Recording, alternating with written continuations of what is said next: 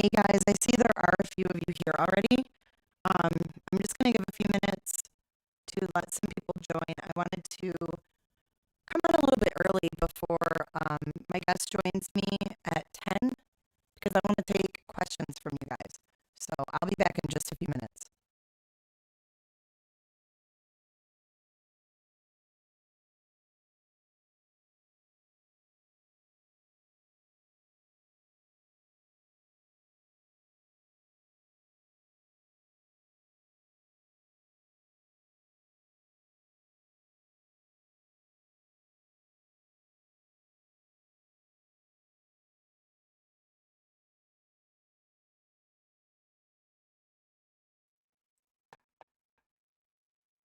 Is it really, Nancy? Is it still garbled? Good thing I came on early, huh? Let me check.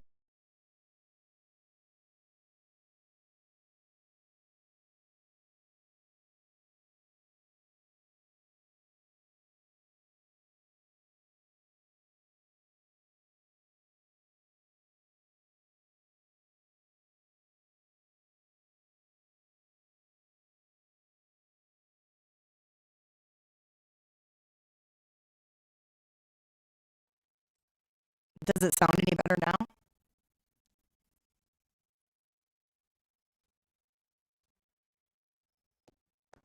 You guys let me know.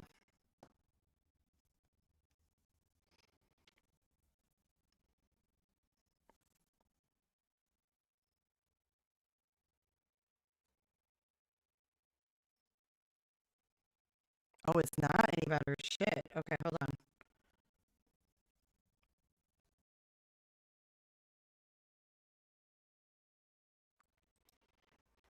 All right, I might have to restart this. I'm not going to restart it right now, but I might have to restart this. And if I do, we will put the new link in this chat. So just stay put for now and let me try to figure this out if you can understand me.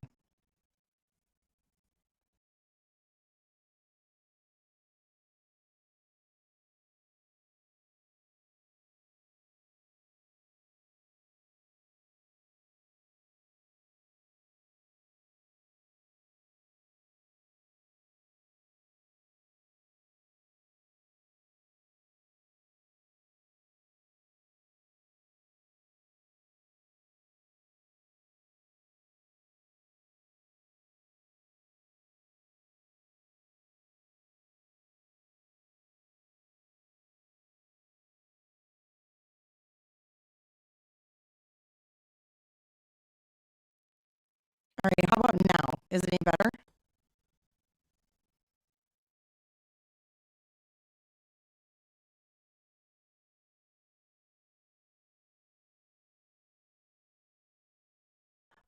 I'm gonna have to start a new stream. I'll be right back, you guys.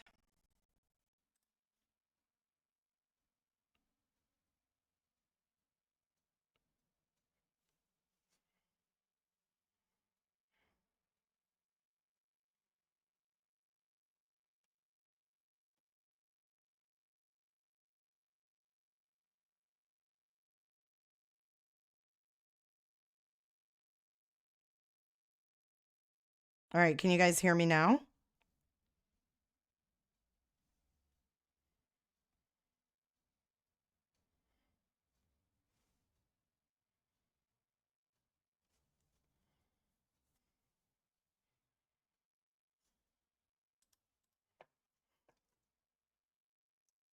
Is it better? For real? It's crystal clear? Yay. Awesome. Okay. Now that we have that kink worked out, thank God. Don't need any more problems. For real. All right. I know the event was set for 10 o'clock, so I did come on a little early. Good thing that I did. So this is kind of how it's gonna go, I guess. I don't really know how to do this. I don't really like doing this type of thing. But this has gone on long enough, and I just feel like I need to tell my story and move on from it.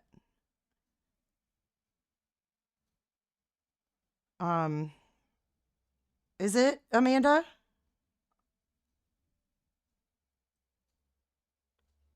I'm going to wait until I see chat telling me that my sound is not kinky. What's kinky sound anyway?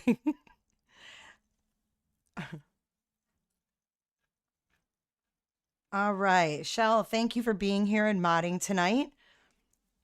And the rumor mill says that you're my only standing mod. So thanks for that, Shell. Hey, D. Kaufman. Say hi to my members here. D. Kaufman, Heather Howard, Bubba, Thelman Louise. And thank you, Casey, for the super chat. Casey Sheen.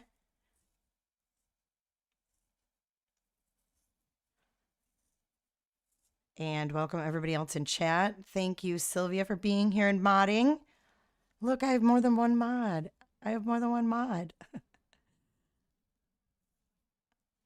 Thanks, Shell. It takes a lot to say that publicly. I'll give everybody a minute to say hi to one another. I think a lot of different communities are coming into the live. I'm seeing a lot of new names. I'm seeing a lot of names I haven't seen in a while. Kitty, you're not live at all, or you're not late at all. You're actually early. We're early.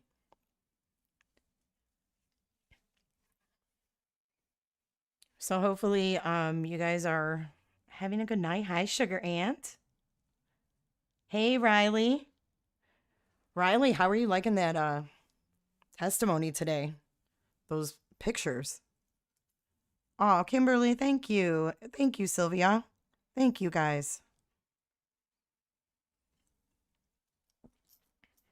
So I'm just here to tell my story and be able to move on from this fiasco. Hi, Emmys.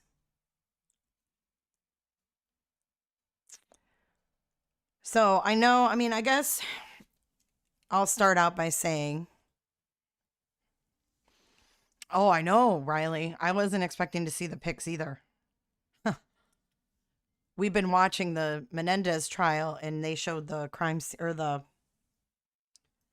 crime scene photos. Thank you, Shell. She said, I'm your ride or die. Thanks, Shell. I really appreciate you. I do. And I took Shell for granted, and I won't do that again. Hey, April. Hey, Megan. Thank you, Billy. Thank you for being you, Billy X. Break the silence. Just speak your truth. That's what we are all here for. A lot of people have lost sight of what this whole story and case is about. That's Shanann, Bella, Cece, and Nico, not the drama. For sure. Brunch Mom was over in the other live we have going on. But I know a lot of you guys that, have watched me for a long time and actually, care about me and care about my channel. I know that a lot of you guys warned me. You warned me over and over and over. And I didn't listen to you. And I didn't listen to my gut either, because as I was going through, I was trying to, go back to the beginning of when I started having contact with this person and kind of to sit back and see it all come together now from my perspective where I'm sitting now. The dust is kind of settled. At least in my world, it has settled. In other worlds, I don't think it has. But my world is what I'm worried about. And what I'm here to address are the people who have supported me, who care about me, who enjoy my channel, who, have emailed me, messaged me throughout this whole thing and said, I'm worried about you. I'm worried about your channel. I'm worried about your reputation. Um, so I'm gonna start from the beginning, and it's really only a couple months. Like I only knew this person for a couple months, and it was like not even a tornado. It was like a hurricane.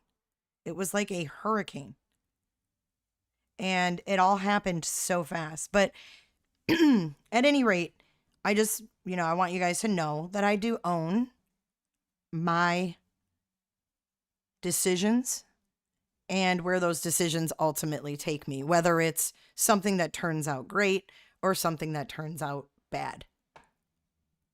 I mean, if you don't ever take a chance, you'll never know. And I had a person who was dangling like a carrot, all of these possibilities, for someone like me who loves true crime, who is into the Watts case, and loves making videos and broadcasting. Okay. So I had all these possibilities, which you're going to hear about when I go through my story, but there were a lot of things that were dangled in front of me. And of course I would be interested in that. Anybody who does this would love to, have an opportunity to be a part of a documentary. I mean, stranger things have happened. Look at all of the YouTubers and podcasters that are on these documentaries now. It happens all the time. So I am still reading chat right now, but when I get into my story, I'm not going to read chat because I get easily distracted. Amanda, you didn't even know how to pronounce her name when you went live together. I do remember that. That's true. That's why I had to call her Lana Banana, because I was calling her Lana, I think. I don't know. And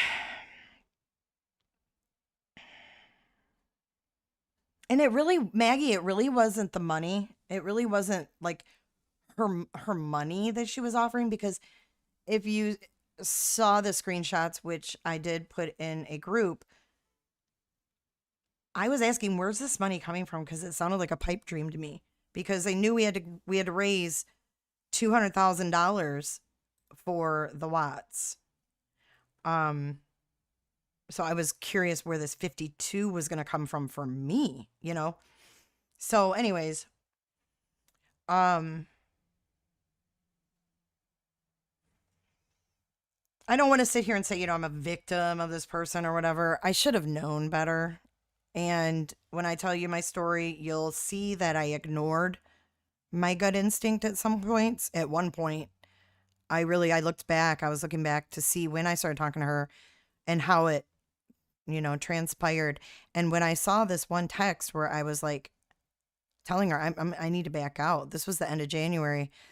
And I was like reading through them, and I told my husband, I'm like, damn, man, I should have listened to my gut, and I should have listened to the people that warned me that I know care about me, And I will answer questions when I'm done, for sure. So just hold your questions, because I'll take, whatever you guys want to know that I don't cover. Thelma and Louise, that was the second year. It was going to go up to that amount.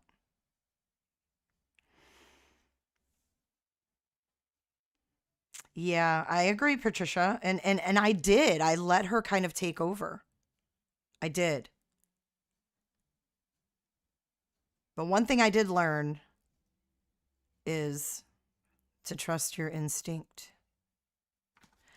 I'm only human, and I am prone to being taken advantage of or misguided or manipulated, just like any other human being. So I don't know. I can't tell you what her motive was. I can't tell you. I know you guys are all saying, she did this, she did that. I don't know. All I know is she did me dirty, and she didn't do me honest. And the fact that she hasn't stopped for the past 2 weeks is why I'm here. I don't get off on this kind of shit. I don't do lives like this. It's embarrassing. It's embarrassing. This whole situation is embarrassing.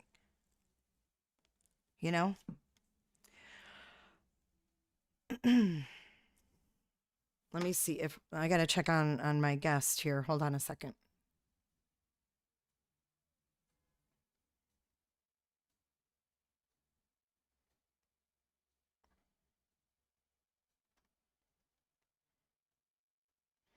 Okay. Yolanda, are you here? What do you mean you can't get into chat?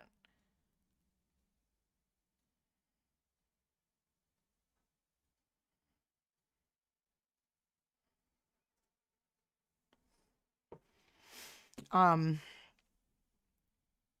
do I need to slow down chat at all, you guys? If I do, let me know. All right. So Billy, you don't know what happened, so that's why I'm here. I'm here to tell you guys what happened.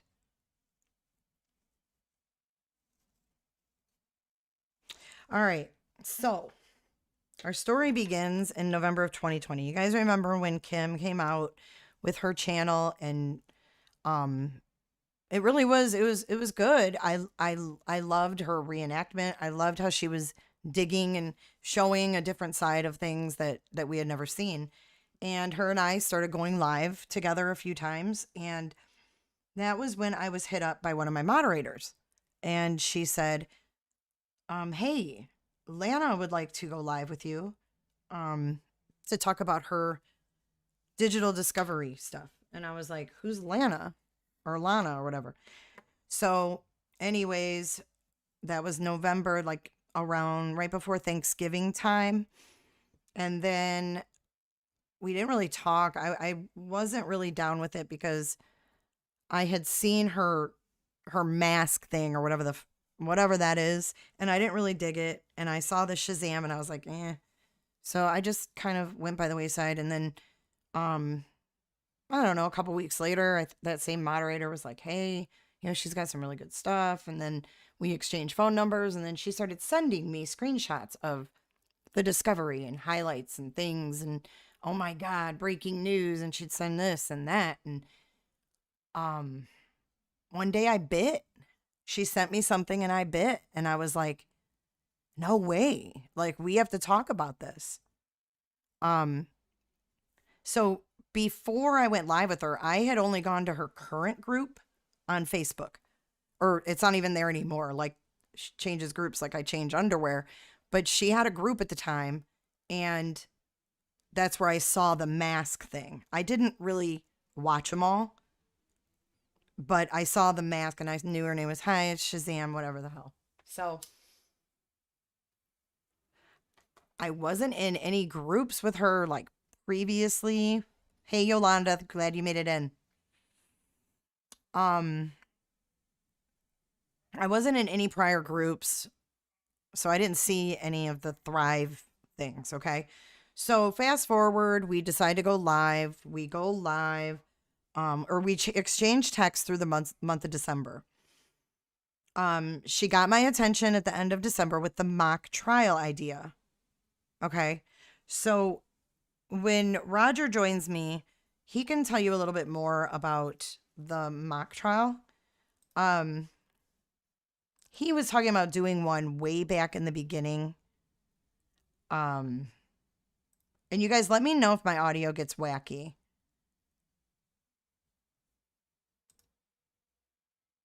Okay. Because I opened up Zoom because he's going to be calling in soon. But all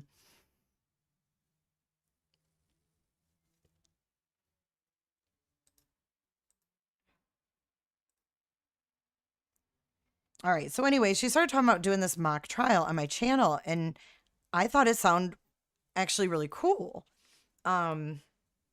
Because you could have both sides coming in, giving their sides of things. So officially right now, I'm not reading chat anymore, just so you guys know. So Roger can explain more about the mock trial that he was going to do. That's where the idea came from, was on Facebook when this case first happened. Then she started telling me that she was about to get an exclusive interview with Nicole Kessinger and Jim, that Jim had agreed, and she was trying to get Kessinger on board. And during this time frame, this is like Christmas to like New Year's time, she was telling me a lot of bad things about Kim. I had, I'm not even going to repeat the things. It's not even worth repeating. Um, and at the same time that she was telling me bad things about Kim, Kim was being pushed out of the Watts circle. So if you go back in time and think about all these things that were happening, these were all happening at the same time. And she was being pushed away from the Watts with no explanation. And her story is not my story to tell. But I put the time frames together, okay? Because all of this fits like a puzzle. So I think we all know now what really happened there with Kim being pushed away with no explanation. It sounds like this is kind of a habit, okay? Kind of a pattern for this person. And I was feeling the triangulation with Kim, and I was wanting to bow out altogether. And I even sent her a text. I'm not going to show it, but I'll read it. Hold on. Because I was, I want you guys to know, and I know this is like, oh, why are you giving us so much detail? I just don't want to ever have to do this again. I don't ever want to have to talk about this again. I don't care what she puts on her YouTube. I don't care what she says. I don't care what she releases. I don't care what ex-mod gives her personal voice tracks or messages. I don't care. Okay? I am a human, just like everybody else. And people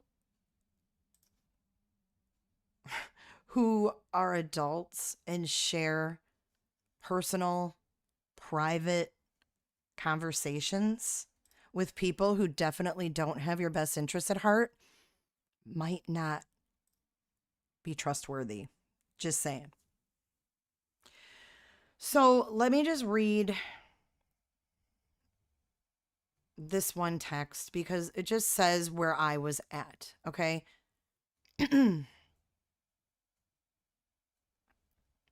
We had planned to go live on a Monday, okay?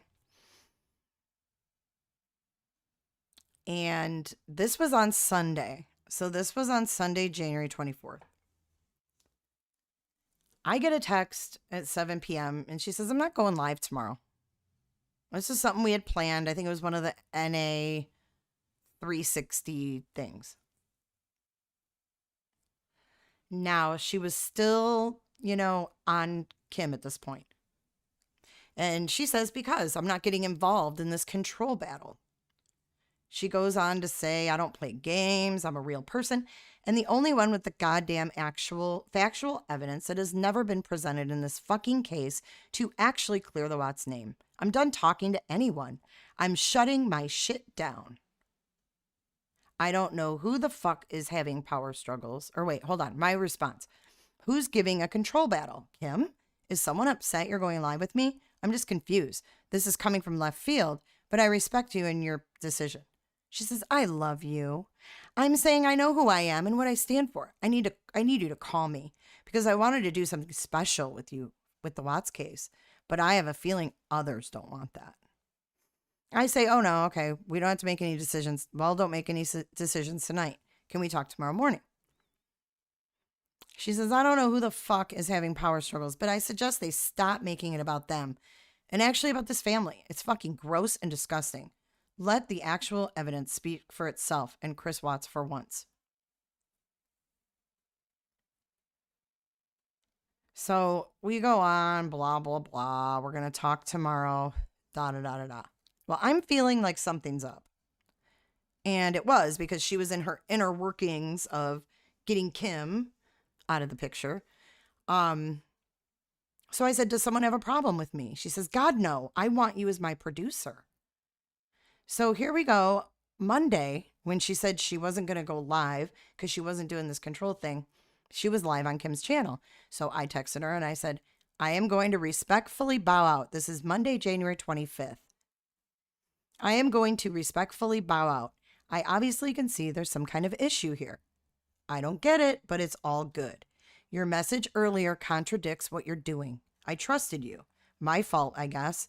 No hard feelings, but I took a lot of shit for you. Honestly, hurts my feelings. She puts, huh? No, it doesn't. Your feelings? I tried to call you. You said talk tomorrow. I said okay. I'm doing what Cindy asked me to do, which was work together with Kim. I'll screenshot it. I said, it's fine. Just throw me off. You guys do your thing. It's cool. She said, I called you and texted you. I said, well, first off, when you said today you weren't doing anything with it, and we decided to chat Monday and go live Monday night. Then I get an out of the blue text saying you're not talking Watts with anyone and not going live Monday. Then you're live with Kim. You know all of this. It's okay, honestly. I get it. I support your guys' cause. I always will. So, Jay, I'm not lying. Come on. What? Talking to the Watts? I said, I'm not saying you're lying at all. She says, I said I was talking to them. I said, this whole case, I've been jacked around. LOL, I'm used to it. She says, dude, we are going live tomorrow. I'm not like that. I love you and you know it. I said, just saying, your power struggle messages came out of the blue with no explanation. I just think it's best if I just bow out of the Watts shit. She says, disagree. I asked you to come to Denver. If I had only listened to my gut. I read that today and I was like, damn. All right. So continuing forward. Then came the talk when Denver was brought up. I don't even remember how Denver got brought up, but was the talk of producers and documentaries. She told me she had a producer at Warner Brothers that she was talking to. And when I spoke to Gina a couple days ago, it turns out that was Gina's contact. It was a family member or a friend of a family member. It definitely wasn't Belana's contact. So then she told me that she had an independent producer. You know, there was just all these different opportunities, so to speak. The trip to Denver was to get attorneys, and I was told in the beginning that these producers would be paying the lawyers, and in return, they would be producing the documentary. That's how I understood. I mean, that's how she explained it.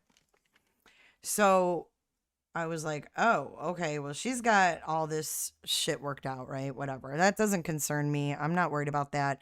She says, I want you, because we got to get, pre-footage for this documentary, blah, blah, blah. I want you to record everything in Denver. And I was like what? I'm asking what? All the lawyers meetings, said there was 4 lawyers meetings that we were going to be recording. So I was like, all right, cool. So, what happened from there? So then I was told she was having a $6,000 professional studio camera sent to my house. I don't never saw anything like this. It was just all this outlandish, I can't even describe it.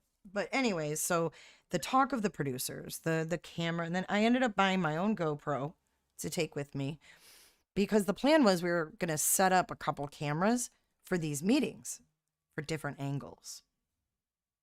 Okay, that was what this was all told to me. So, when Kim ultimately stopped talking to everybody on the Watts side, I never talked to Kim again. We didn't have words. I don't have any problems with Kim. I understand when I aligned myself with Lana that she had to step away. I get that. More than ever. And I respect that more than ever.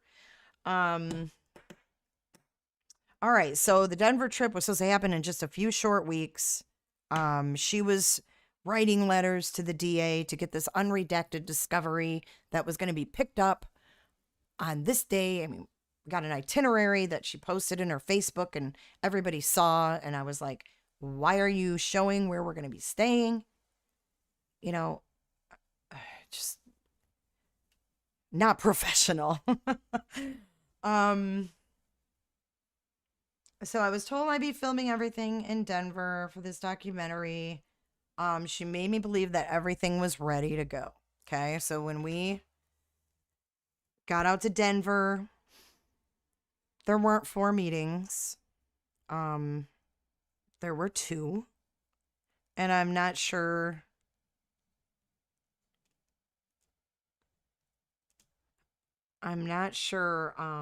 Shit, see, that's why I can't read chat.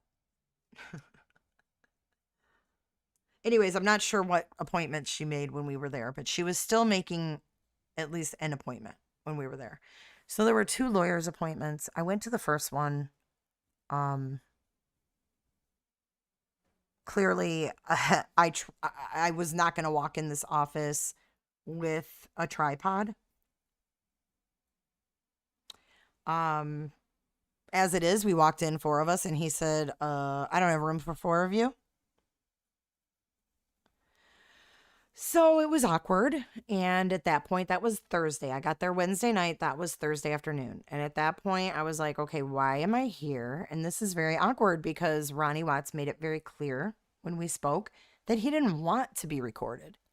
He didn't want that. So that's why you didn't see any live streams from me. That's why you didn't see any videos from me.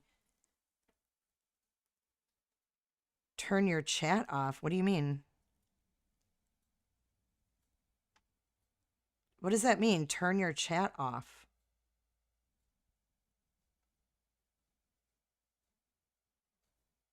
Prepper 101. Oh my God, you guys, I got to take a little break. Prepper 101, where have you been? I have emailed you. I have been so worried about you. Oh, I'm so glad to see you. What do you mean turn? Oh, okay, got it. Next thing I know, I'm going to have a sign that says turn off chat. Okay, so moving along. She made me believe she had everything ready to go. She had permission from the lawyers. I was like, did they say we could record? She's like, yes. Well, clearly, when 4 people walked in, she was like, yeah, I was like, no, that wasn't going to work. So I hadn't even taken any of my stuff with me anyways. So we got through that meeting.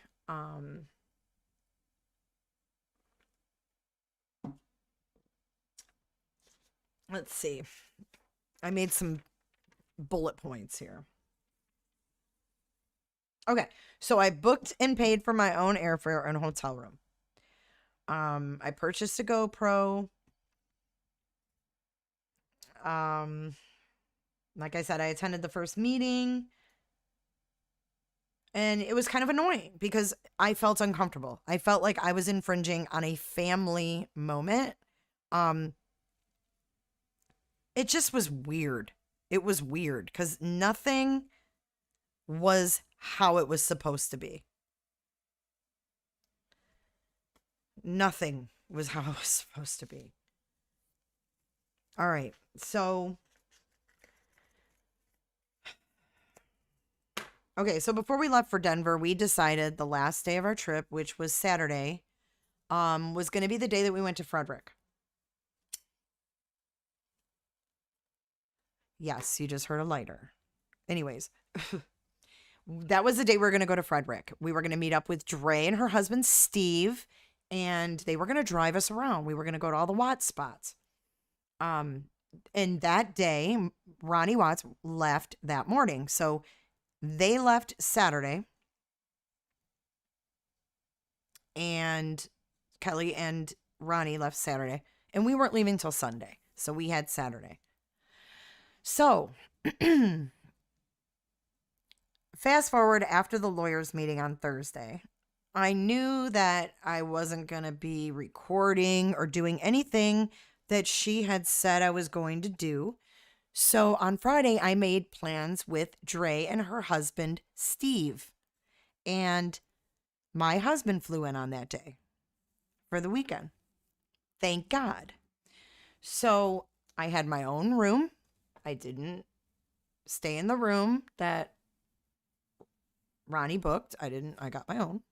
And we have 666 people in here right now. I need like someone to leave or come.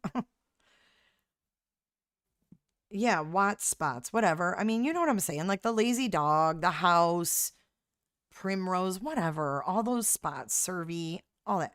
So, anyways, on Saturday was our plan to go with Dre. And Friday, they had these 2 lawyer meetings, a follow up to the first one, and then another one in the evening. So, I know you will, Prepper, and I don't want to know about it. So, on Friday, I decided I don't need to go to these lawyers' meetings. I don't need to be there. It's none of my damn business, number one. And number two, she totally misled me to begin with. So I went and hung out with my husband and Dre and Steve, and they took us up to Frederick. We went to the house. We ran into Nosy Nate. We went to Primrose, and then I said we better go back because Lana's going to be pissed that I went today before we were supposed to go tomorrow. So Dre's husband Steve pulls into a strip mall, and he's like, I gotta go pee or whatever. Well, he pulls up and he's at the Lazy Dog. So we went in, we had a drink, and then after that we went back to the hotel, whatever. So that was Friday. Fast forward to Saturday, okay? This is our last day. We get up in the morning. Ronnie is leaving in the morning, so we're all meeting for breakfast. We're meeting for breakfast before he has to go to the airport. So I get down there to the restaurant. We were waiting for tables. They would only let 4 sit at a table. So we had to split up because Lana had 2 friends come, a girl and her husband, I think. So I show up to breakfast and I'm introduced to this girl and, hi, this is Heather. Hi, Heather. I thought it was Lana's college roommate. I think that's what I was told. So they sat at a table and had breakfast, and myself, my husband, Ronnie, and Kelly sat at another table because of COVID. They only had 4 at a table. We had breakfast. The plan was that we were going to not only meet up with Dre and Steve, but we were also going to stay another night in the hotel because, her free room was done on Saturday. When Ronnie left, that room was done and Kelly was leaving. So I thought we were staying another night in this hotel and then we were going to ride to the airport in the morning all together. Because she told me that also Ronnie had a rental car that he was going to let us use for that final day. So we wouldn't have to worry about it. We could use the rental car to get back to the airport. Lies. All lies. None of it was true.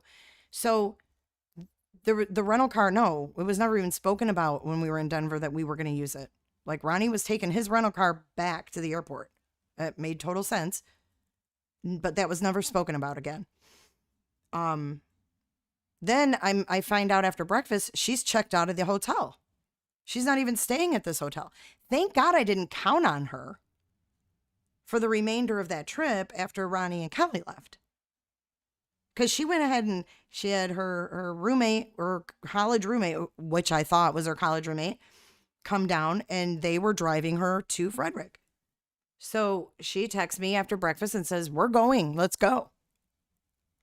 Then I find out she checked out of the hotel. I'm like, what the hell's going on? I'm supposed to go with Dre and her husband, Steve. I don't even know who these people are she's going with. So she goes her own separate way. Kelly did not leave yet. She still had 2 hours before she had to leave for the airport. She hung out in my room until she had to go. So we hung out, and then Dre and her husband Steve showed up and took us to Lookout Mountain. So we went to Lookout Mountain. After that, we saw Lana was live on Facebook, drinking at the Lazy Dog. Not interested. Sorry, Lana, I'm not interested in that. I'm not. And Dre and her, at the time, said she wasn't either. So we decided not to go meet.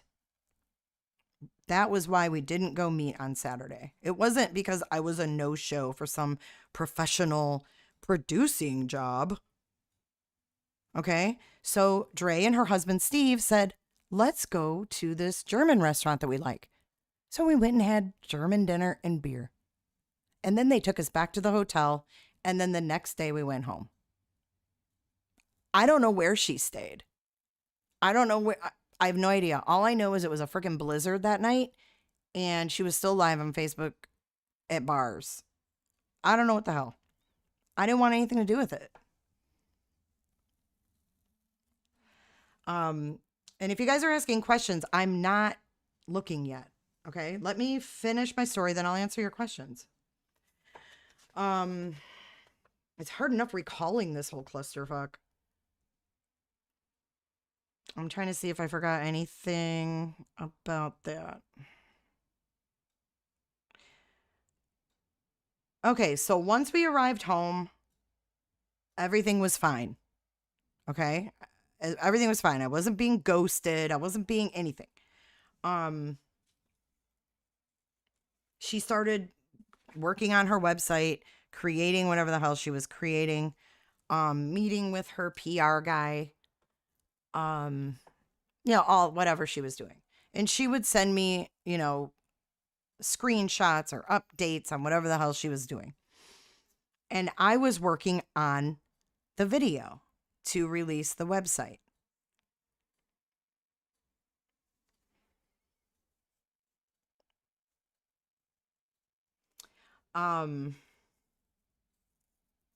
Let's see. Then what happened? So the website was supposed to go live on the 26th of February. The footage from that video, that's one thing I want to clear up. Because I know a lot of people have been saying, oh my God, she got fired because her footage was so horrible. That footage was hers. The only footage that was in that video that's still on my channel that is mine is Ronnie and her looking through the binders in the room before the lawyer meeting, and the small bit of footage walking into the lawyer's office, because I was told to video all these meetings. And I was like, it was so awkward. So I videoed a little bit of her walking in. I didn't know what else to do. So that's why I didn't go to any meetings on Friday, because it was stupid. It really was. So that was why I went sightseeing on Friday. And I do plan on sharing my footage with you guys. I'm going to go through it and edit it. And yes, we saw Nate, and yes, we walked around the house and went to Primrose School, and we went to the Lazy Dog and whatever. So I will share that stuff. I just kind of, she kind of ruined this. You know what I mean? Ruined it. It lost its luster. I don't know. It's just icky. It's just icky now. Hold on. Someone's texting me.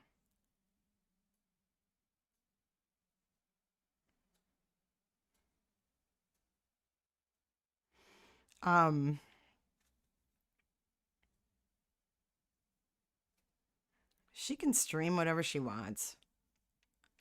She's not going to join the YouTube world. She doesn't know what the YouTube world was even capable of. She underestimated the YouTube world. Shazam is not going to go well with the public. Sorry, you can't do shit like that and then sit back and say you're professional. That's not professional. It's pathetic. You're so transparent. Glad to hear she's listening. Get a life. So anyways, we get back. I'm working on the video, which was majority of her footage. And I get this video. I wrote out a statement. I felt that my statement was pretty genuine, and I just it just did not it did not flow. Okay. So I made this video, whatever. The website didn't roll out like it was supposed to. It was supposed to be live that night. It was supposed to be this big premiere, and it was going to be opening. You know, if this girl didn't have an agenda, this could have been a good thing. Like, this could have been something cool for us to all watch, for us to all follow. So anyhow, this is where the shit show begins. So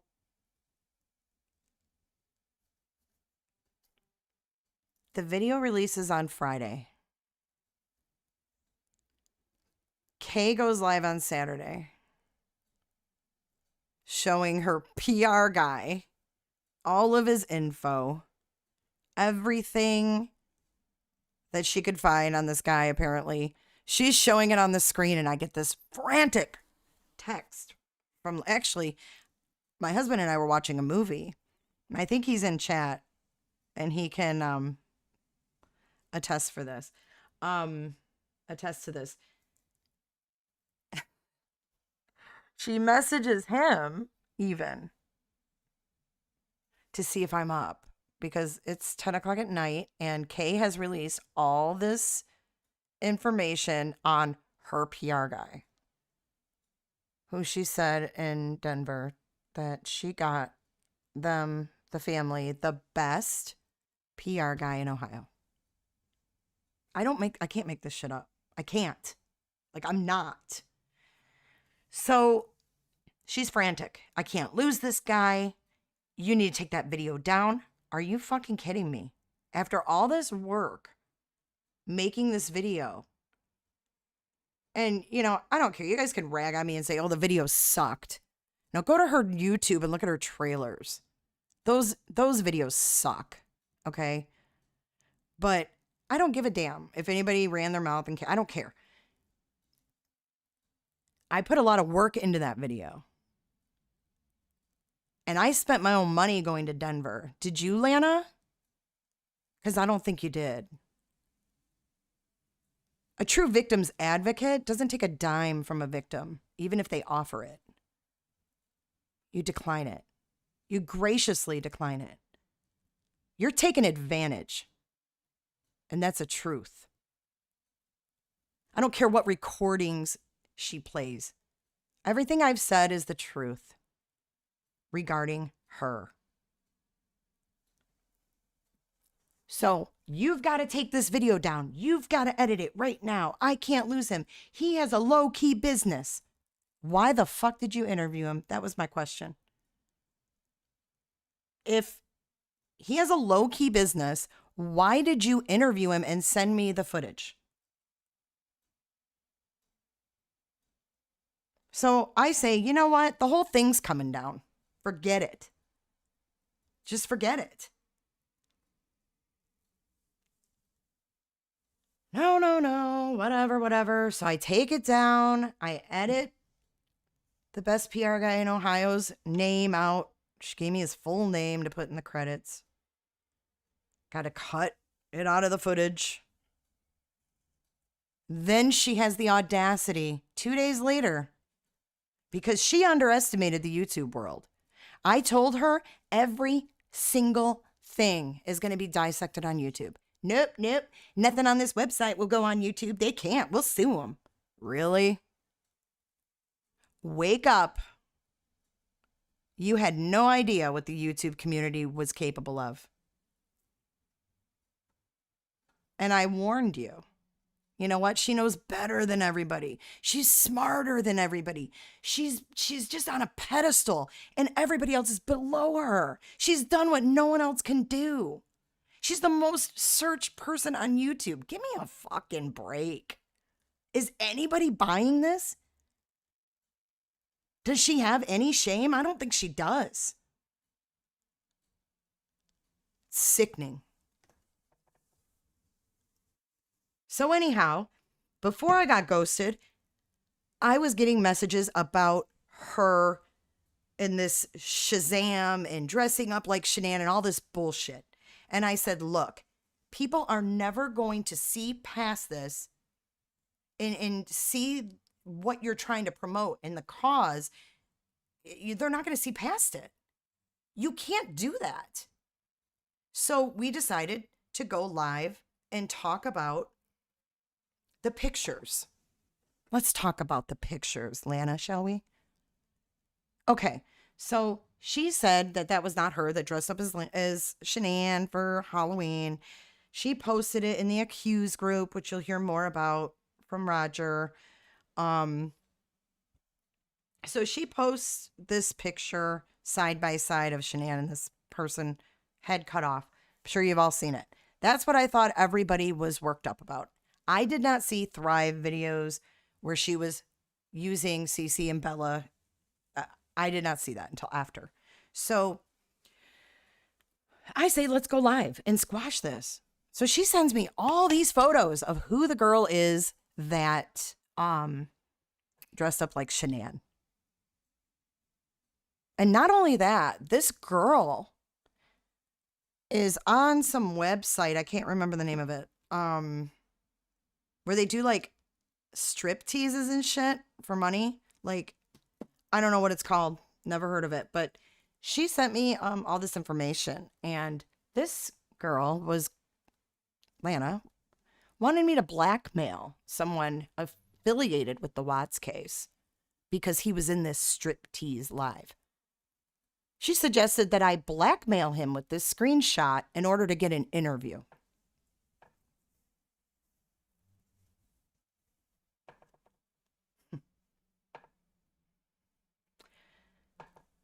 So this is all on Saturday, the day after the premiere, February the 27th.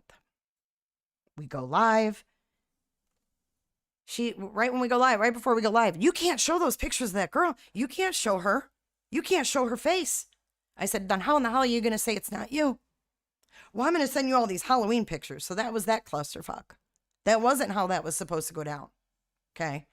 Really, it was not. I didn't want to show Lana's family album of Halloween pictures because I really don't give a rat's ass. I just wanted to show she didn't dress up like Shanann. But then the chat went nuts with this Thrive shit. No, it wasn't a guy doing striptease. It was a girl. The guy was in the chat paying her. Anyways, I don't even know who she is. I don't even know her name. I don't want to know. This is all this is what this girl is intertwined in online. It's crazy. So anyways, let me finish. We go live. The chat's going crazy about the Thrive videos of Bella and Cece. And I'm like, what is this about? But she made excuses. Oh, it was about Thrive. It wasn't about the girls. It was about Thrive. I'm like, what in the hell is this? Well, someone sent it to me and I saw it. I hadn't seen it before then. Not the Thrive ones, anyways. So anyway, she's just getting smeared left and right that Saturday. Just smeared. I mean, every YouTuber was smearing her. So then Sunday, the next day, I get ghosted. I know there's a lawyer's meeting on Monday. And I'm getting zero information. I have all these people messaging me saying, hey, what's the deal with the website? Why isn't it open? Why isn't it live? When is 35chris.com going to be open? Da, da, da, da. I have no answers. I'm trying to get answers. And she's being a bitch. She texts me back and she says, I can't talk about anything pertaining to this right now. Oh, okay, Lana. Miss Important. Fast forward to Monday. There really was not much said on Sunday. I was left in the dark. Go to Sunday. Or go to Monday. That's when she releases her infamous post speaking for Ronnie Watts and herself that they had to distance me because of my piss poor work on the video that was mostly her footage. And because I participate in illegal activities, aka mailing myself weed from Colorado.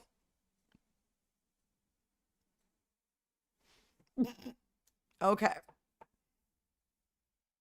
Then my quote unquote friend, who's been on the same page with me with Lana's antics and ups and downs and borderline personality, whatever it is, all of a sudden, she flips. I have no idea why. I have no idea why. I've heard a few things, but no one would even answer their phone. No one would even say, fuck you, Jay. We had a post on Facebook. She's always posting. Wouldn't answer her damn phone and talk to me.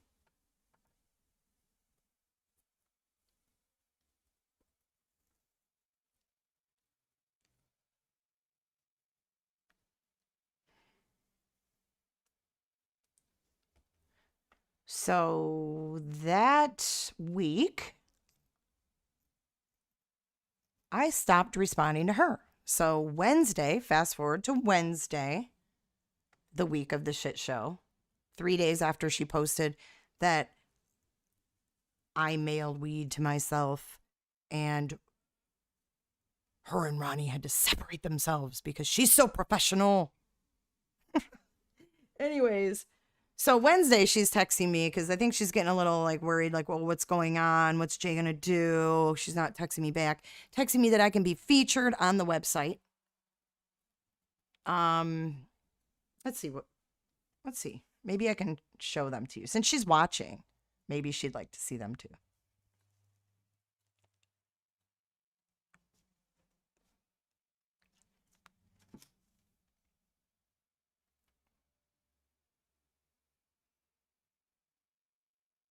Now, you guys, I'm not touching the weed questions. Give me a break. Ridiculous.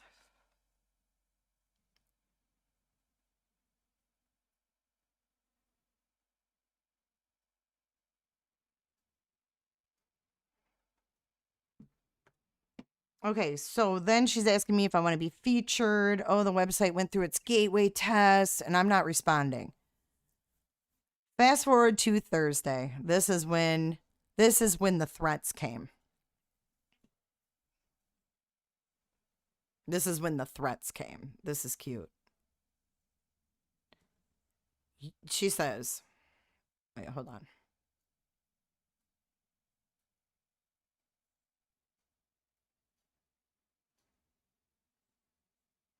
It's crazy.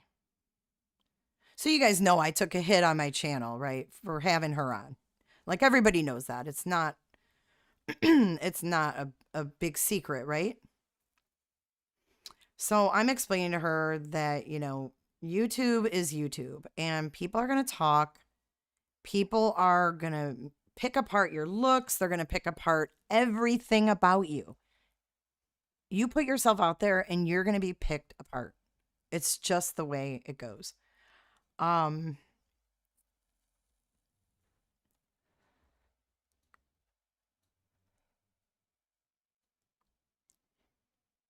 looking for that part. I wanted to read it to you guys. Okay. So this is Sunday. She's being very short with me. So she says, I just need a minute to think and talk to the lawyers tomorrow.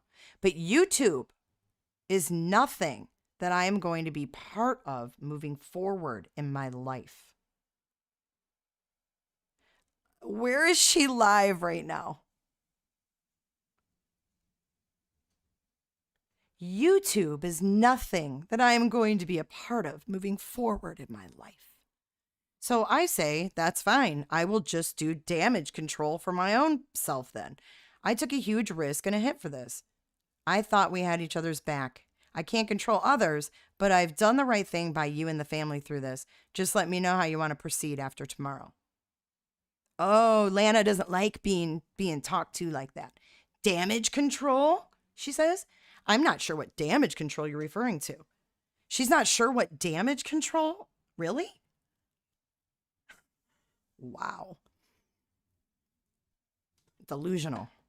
I have an agenda that isn't a transparent one, and that is a professional one, and I'm taking the lead from the lawyer. The website is professional and helpful for families. I'm a business person, and I'm taking that approach with this as I have all week putting this together. YouTube is not professional and not what I want. This is not a knock on you whatsoever. Everyone has different approaches and ways of doing things. I respect your passion for your channel. I am going to do some thinking, and I will be truthful with you like I have been from the beginning. That's how I operate. Again, this has nothing to do with you or us. This has to do with my wants and needs for how I want to handle my life. I hear a lot of I's, me, my. Here's Monday morning. Good luck with the meeting today. Then I start asking asking Patricia Hoffman's question, actually, about the money being withdrawn. This is the response I get for asking about Patricia Hoffman asking, I asked if I do the $10 thing, is it true you can in turn draw 100 without me knowing or authorizing? Basically, it's what I'm wanting to know. Since no one was really here yet, I asked a mod. Wait, hold on. Since no one was, okay. And then I say, no, Patricia, when you pick your level of membership, you are only authorizing the deduction of that amount. I send her this. She says, I can no longer talk about anything as it pertains to this process. As far as the website, I can answer all questions. It is in the terms and conditions. There is only one level of membership. The website will have all of that on there. Blah, blah, blah, blah, blah. So I say, okay, so I'm out is what you mean. I knew at that point, for whatever reason, she used me and went by the wayside, right? Threw me to the wayside. So, I said, I don't understand, but I don't deserve to be shut out because the YouTube world went crazy like we knew it would. So she says, I was writing you a letter. I wanted to keep it all professional, and I do that with letters. I wrote you one yesterday, and I'll get to sending it tomorrow after I finish it up. I had a long talk with Jamie, and I'll give you a jingle and send that letter tomorrow. This isn't a YouTube thing or a public thing. This is a family thing and doing stuff the right way. I knew this was coming and how everyone would have to be moving forward. Blah, blah, blah, blah, blah. This has nothing to do with YouTube or this weekend or YouTube ever. Just want to make that very clear. And the letter isn't bad either. Then she proceeded to kick me from her group and told me that it was because she was trying to find out who the mole was. She thinks I'm an idiot. Maybe I am. So then that was when, then she texted me about the website, Then she says, this is what I was going to read you. Thursday, March 4th. I'm giving you, this is from Lana to me. I have not talked to her since Tuesday, March 2nd. On Thursday, March 4th, I'm giving you 1 hour to do the right thing and do right by this family. Stop the fucking lies. Do you even know how to be honest and good? At 3:30 p.m., I'm posting something, and it depends on what you do as to what I post. Last chance to do the right thing, Jay. I'm only writing you this because of Sophia. What do you guys think of that? Sophia is my granddaughter, by the way. She's 2. So I don't respond after 5 minutes. And she says, you know what? Forget it. I'm posting the truth. You can deal with it. Shame on you. I said, I have no idea what you're talking about, and don't bring my granddaughter into this. She says, sounds good. Have a good day. I said, what's your problem? She says, please tell your husband to stop calling me. Now, my husband was calling her because he wanted to find out what in the hell was going on. Okay? No one was harassing her. We were trying to find out what the fuck happened. She says, I said, then tell me what this is about and call me. Jay, I have wrote you texts and you haven't responded once in days. Please. I told you I will give you an hour. You know what you have done? I suggest you clean up your mess before I do it for you with the truth. I said, just be specific. Quit with the word salad, please.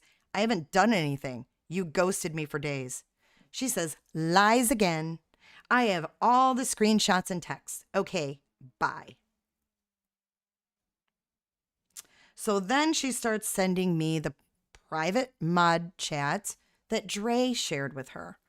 So Dre not only ghosted me and did whatever she did, but she betrayed people who thought they were her friend too, that were in our moderator group. She went and shared a private group that we've had for a long time. She says, Ronnie has these posts. Please leave the family and I alone and do not speak to us again.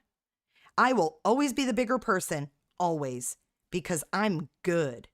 Every day we have a choice and I'm going to keep on the good path. She sure is trying to convince herself that she's good.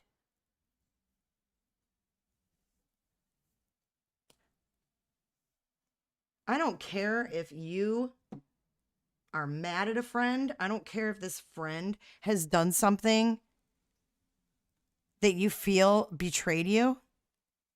You woman up and you talk to that person. You don't take private messages and give them to someone's worst enemy. Like, how old are you? I mean, you can see him if you want. I just didn't want I think my computer gets overloaded. I just don't want my shit to, my audio to get crazy. And I'm not trying to bash her to make myself look good. I'm just telling the truth of what happened. I mean, she's been posting and running her mouth for 2 weeks now. Okay, if you guys want to see the messages, I'll show you. I'm not hiding them. It makes me lag. But hold on. I'll show them all to you. I don't give a shit. I'm not lying. So, let's see here.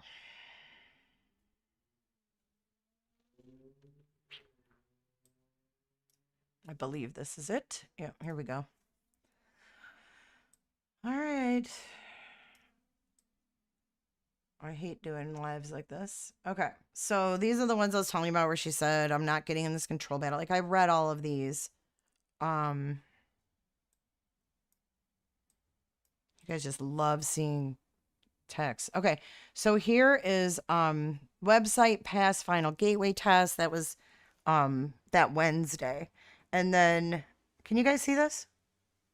Taking testimonials if you want to be featured in the website with a statement and your name and channel under your statement, let me know and I can feature that. That was literally 24 hours before she texted me and said I had 1 hour to do whatever. She didn't even tell me what I had an hour to do. You have 1 hour. And she was only telling me this because of Sophia.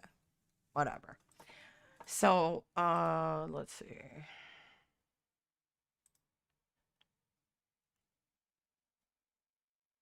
I mean, I read all of these, so oops.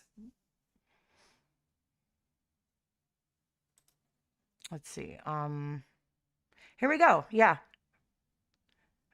She says, like I said, I'm sorry, LOL. Is there any other videos that I need to know about that you made? I'm getting tons of messages.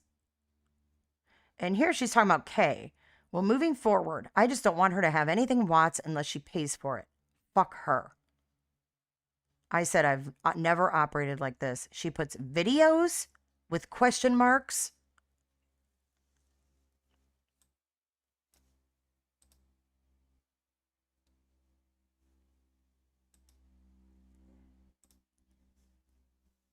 Okay, so she's acting like there's no videos. Like, this is, people are crazy.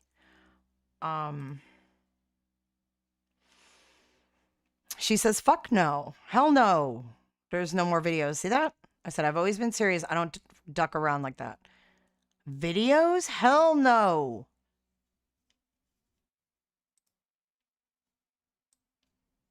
Start back here. So I did kind of have these, you know, this is the beginning. This is my old moderator wanting me to go live with Lana. Here's some text from Lana from the beginning, December 6th. She says, I'm in Florida often, just left there last week. I do work in Florida, so I go back and forth. Sure you do. So then I was asking her what she had that she wanted to go live about. She said it puts into question a lot of the police work, detective work, defense team. Everything goes on a timeline, blah, blah, blah. I own and operate 2 companies. I have a business and criminal justice background, but I've never worked for the man. I started my companies back in 2008. Blah, blah, blah. Okay. And never looked back. So I said, you started on this case from the beginning with Kim, right? Like the very beginning. Yes, I bought, and this is how she answers. I mean, I'm being serious. I'm asking. Yes, I bought Kim and her son a cell phone and put them on my plan. Chris Watts was talking to Kim on my line. Cindy, the same. I can prove it with cell phone records. If we shall ever need that. Lots of time went into a lot that I have done and she has done. I step away from the case because I had other things going on. Netflix brought me back when I saw the timestamps that didn't match my work. I can prove that any staged or text messages and calls. And I'm thinking she meant NK. So I go, really? What about her pinging Frederick? Totally not picking up what she's laying down. Then she tried to get into a live and bought a membership. And I don't know what the problem was, but she went at me and like, I guess my money ain't good. Blah, blah, blah. Here we go. Here's a good one. I want to offer you a mini series. Co-host with me. This is the mock trial. We need a judge, 12 jurors. We need a prosecutor. I'm his defense team. 10 episodes of a mock trial. And we need the players in the game. I'm almost done with the defense trial notebook. So, let's see. Girl, you don't even know. I am so close to getting an exclusive with NK and Jim. I mean, so there you go. I'm reading the text, but I'm not showing them all. So now let me answer any of your questions because I've had zero contact with her since that Thursday when she threatened me with my granddaughter. Zero. I mean, you can laugh at me when you work towards something and you have a passion for something that you do and someone dangles opportunities, I didn't know her. I mean, you act like I've known her for years.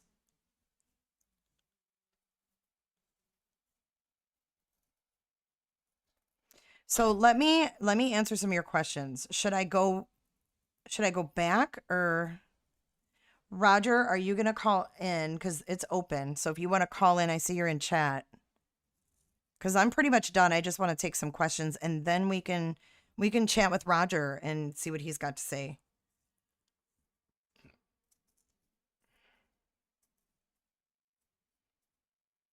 Yeah, basically, Nicole. But does anybody have any questions? I'm willing to answer anything that I can.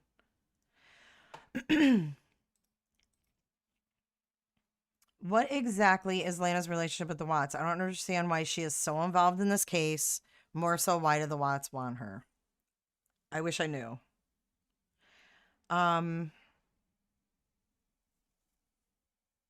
Yay, prepper. You can call in. Were all lawyer visits 35C or civil suit as well? I don't really want to talk about the legality part of it. I was only in one meeting, or I wasn't even in the meeting. I was sitting in the lobby because the dude's office was really small. So I don't want to talk about any of the legalities. Thank you, Sylvia.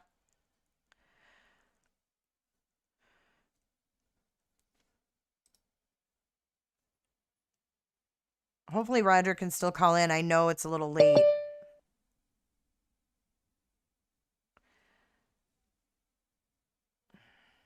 How was Nate? Nate was interesting. So he doesn't live there anymore. He moved and his mother lives there.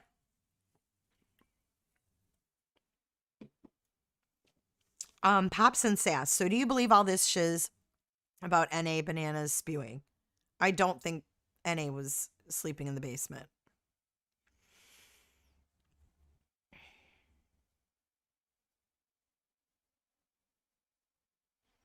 The same, okay. She used the fact you didn't know her and you seem to be one of God's children to keep the narrative and agenda this whole case is being played out for. Did the website raise much money? No clue, Paula. I was not involved. There was no money being exchanged when I was still talking to her. Thank you, Mary. How was she getting so close to NK and Jim? I don't think she was. Apple Tart says, I hope you discuss the Watts case as things happen. I enjoy your take on it. I would like to discuss it as if things happen. Unfortunately, I'm not very hopeful. And it makes me very sad for the family. I really liked Ronnie. I met Ronnie. I didn't meet anybody else. So,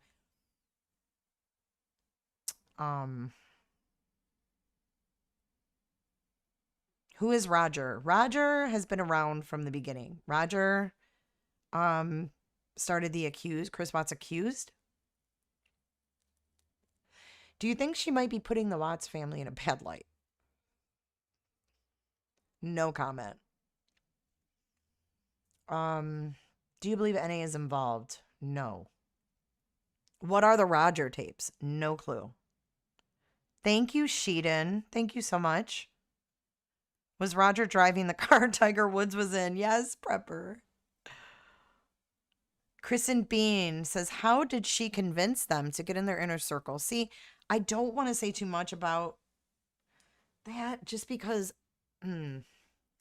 all I can say is this girl's manipulative and she literally annihilated an inner circle and positioned herself to be the only point of contact. And I can't stand by that. I stand by them and them, wanting answers and needing closure and whatever they need to move forward. It's not anybody's position to judge what these people might need to hear to move forward. I don't know how anybody can judge that, but I do not have anything against the Watts family. They're very vulnerable, and for someone who's prone to manipulating everything she touches, it just I feel was a bad mix. Let me go back. I tried to donate to the website, couldn't get through. Really?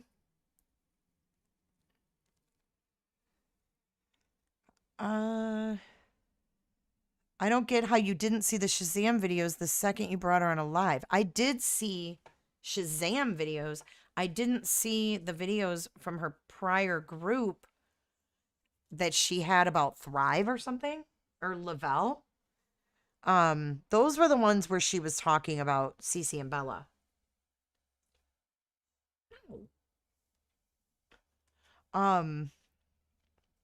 Do the Watts really truly believe Shanann killed the girls? I don't know. I never asked that question. Are Jamie or Kelly connected to NK or Jim? No. Do you think she will scam the Watts? I'm not answering that. Let me just put it this way. I'm worried about them. Barbie bitch. So basically you're not responsible for anything. Well, considering that I didn't make a nonprofit, I didn't make an incorporated business, I didn't tell Ronnie Watts that I had the best PR guy in the state of Florida, and then want to hide all his deeds. Um, so I don't know what I would be responsible for, because all I did was basically pay for my own vacation to go to Denver, because I was completely told something that did not happen and didn't even come close to happening.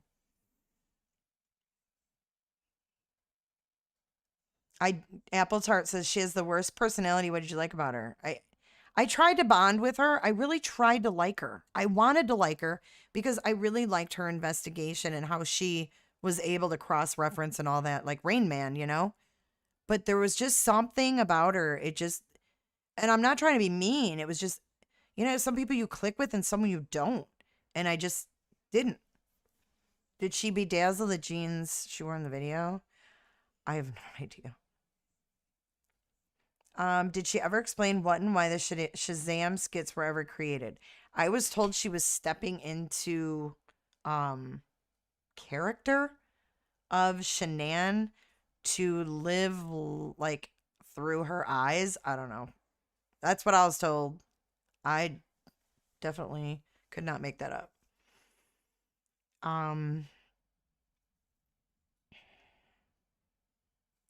Oh, I'm not saying that the video with the Shazam isn't bad enough. I didn't like it, and I actually told her before she went live the first time on my channel that we weren't calling Shanann nicknames and shit like that.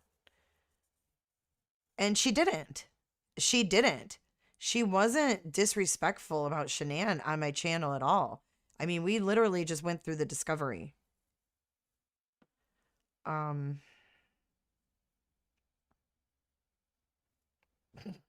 Rubber.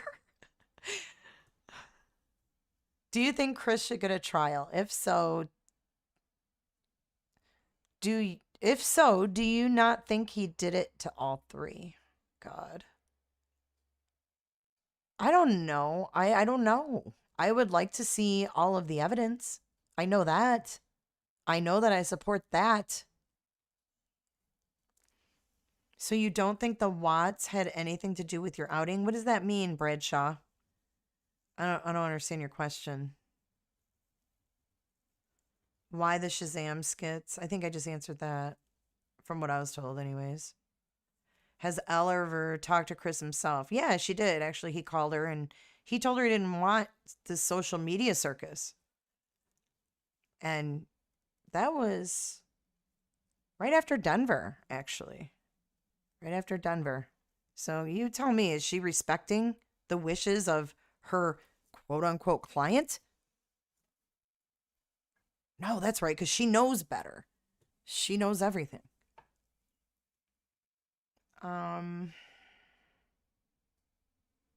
She is saying I altered her Shazam videos? How could I alter her videos? You were victimized by a narcissist. It's a horrible place to be. They set you up and weave a web, then leave you holding the bag. Yeah, that's what it sounds like. And that's what scares me. Michelle B. Why is Nate called nosy now? His cameras did their job. How is that nosy? So are the cops nosy for watching the videos? It's just a joke. Because he was always there. Like, his nose was in everything. Like, Nosy Nate, he was in the driveway. He was on the deck. He had his cameras. He was describing Chris's demeanor, even though he lied about some things. He lied about them arguing. So it makes Nate just a little bit nosy. She is defending herself about the Shazam videos right now. Yeah. I don't know how you defend yourself when you mock a victim and then you want to turn around and be a victim's advocate. It's an oxymoron. And the Watts deserve better, in my opinion. And I'm just being honest, man. I love that family and I want to see them, get whatever answers is that they're desiring, whether it's that he did it or he didn't do it, whatever. I'm not here to judge their journey, and that might be part of their journey is having that answer solidified. I know if that was my kid and he was telling me something and I believed him, but then I heard another story, I would be very confused, and I would be stuck in a place where I can't move forward until I know, because I don't think you can even process the grief from the granddaughters without, these doubts swirling around, because you want to believe your son couldn't do something like that. And then you think about what he said, and then you think about what he said at this point, and then you think about this and that. And I just can't even imagine. And then you've got all this social media shit. And then you got manipulative people coming in and making themselves the only point of contact, wanting to take 20-some year friendships out of their inner network. It's wrong. It's just wrong. And the Valentine's card, inappropriate. Ugh. Anyways, let me continue. Does Chris keep telling his family different stories about what happened? And is that why they're pretty much JM? I mean, I think we've all heard all these different renditions, and it's like, when someone's in prison, how do you communicate openly? You know what I mean? Oh, Roger is here.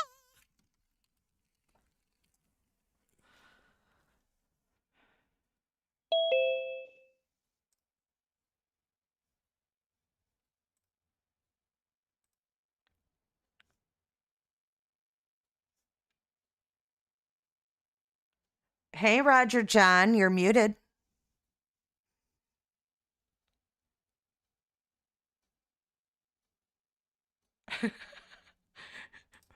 Oh no. Is it that South African Zoom?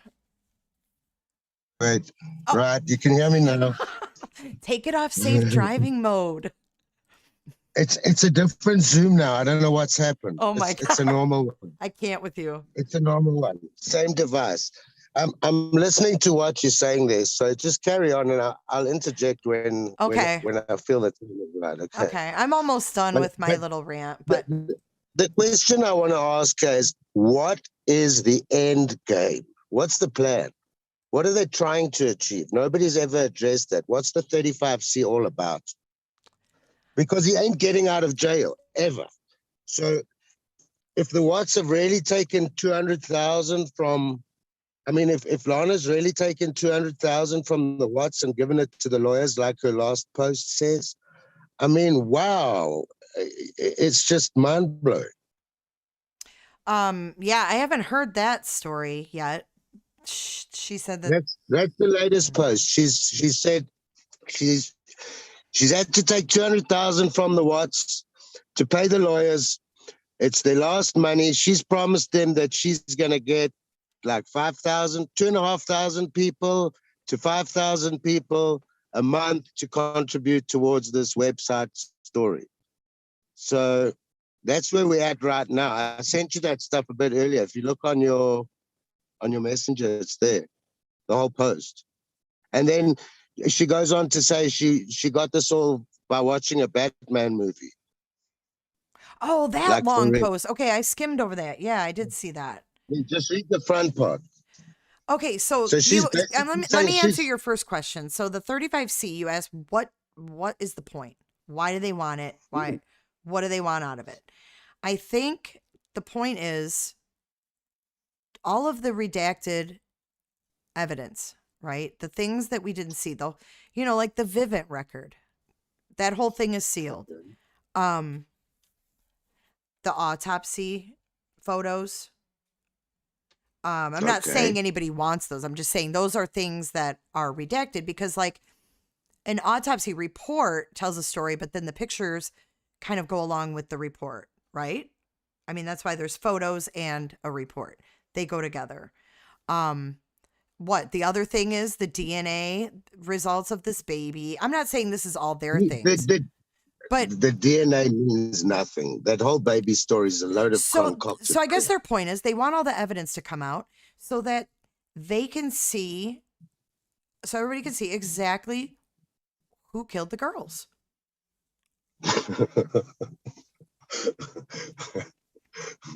Because they've been told, and then stories. they're never going to be able to prove who killed the girls, because that's the only person who was there was Chris, right? Okay. So let's say they can't prove that Chris killed the girls. Where are they going from there? He's still going to be in jail for like 300 years. You might get 100 years from off. what we were told was that there's a lot of different outcomes when someone is granted a 35C. There can be a new trial. There can be reduced sentences. There can be, already time served. I mean, there's a lot of different avenues that can be asked for when a 35C is granted. Now, we don't even know if it's going to be granted, right? The first step is proving to a judge, and it's going to be in the same court that he was sentenced in, proving to the judge. The same judge. They've got to prove that there was ineffective counsel. Exactly.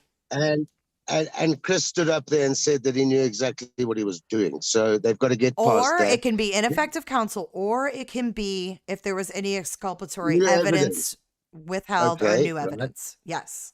Now, new evidence doesn't have to be brand new. It can be something that maybe wasn't turned over to the defense. 100%. How does he get past his 3 different confessions?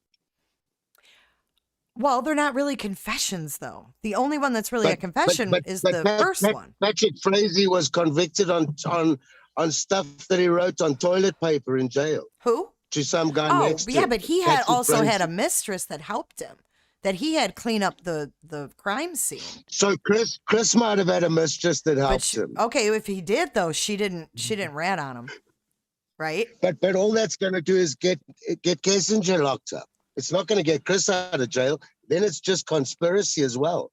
He'll get more charges. His sentence will get increased further. Which doesn't make a damn bit of difference at this point. But exactly. What's the difference between 400 years and 500 years?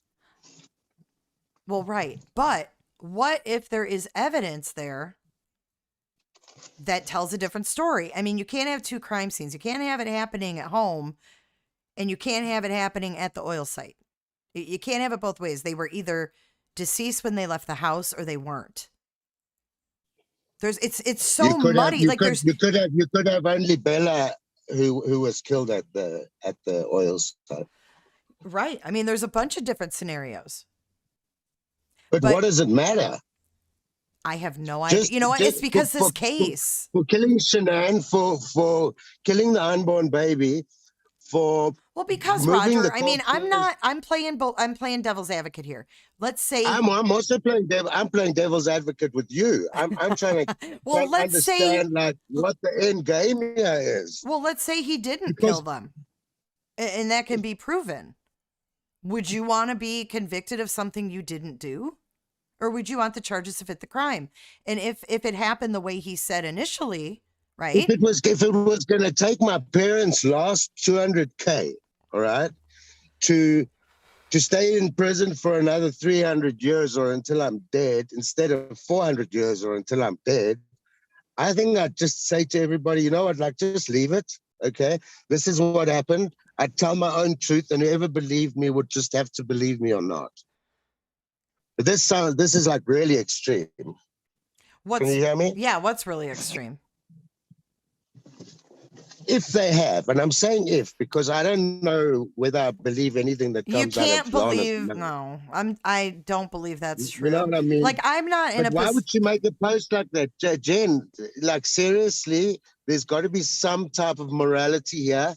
She's dealing with the Watts family. So if she's putting posts out like that and talking absolute bullshit about them, then how does she justify that to them?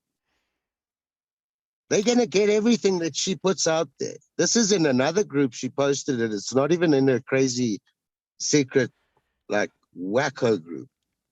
Well, I can tell you why she's posting that the money has been paid up front.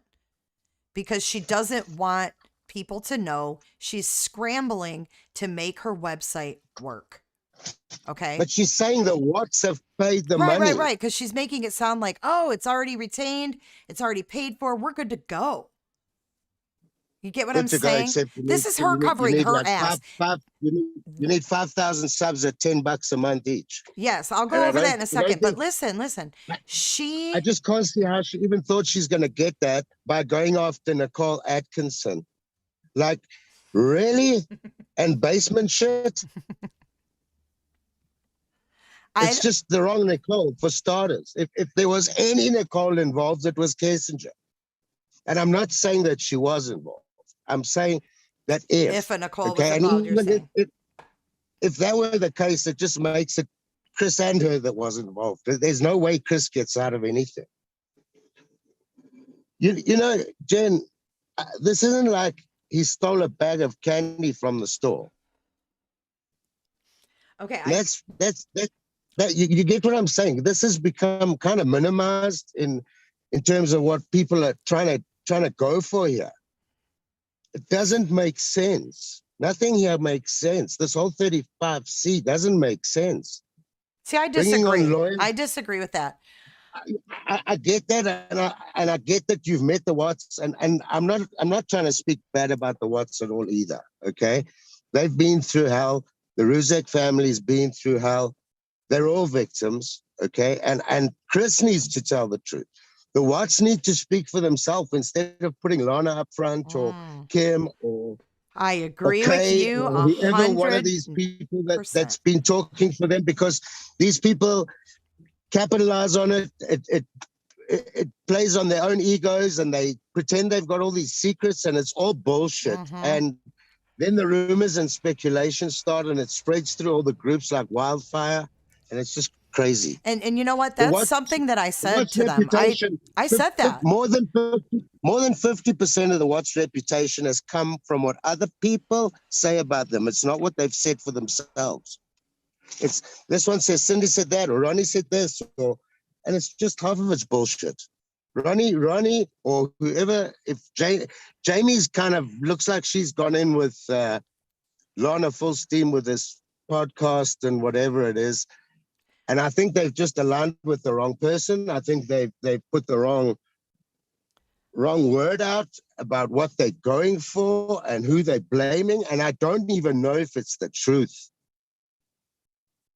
We don't know what this shit's all come out of Lana's mouth, leaked to this person and told to that person, and it's all third-hand and fourth-hand information.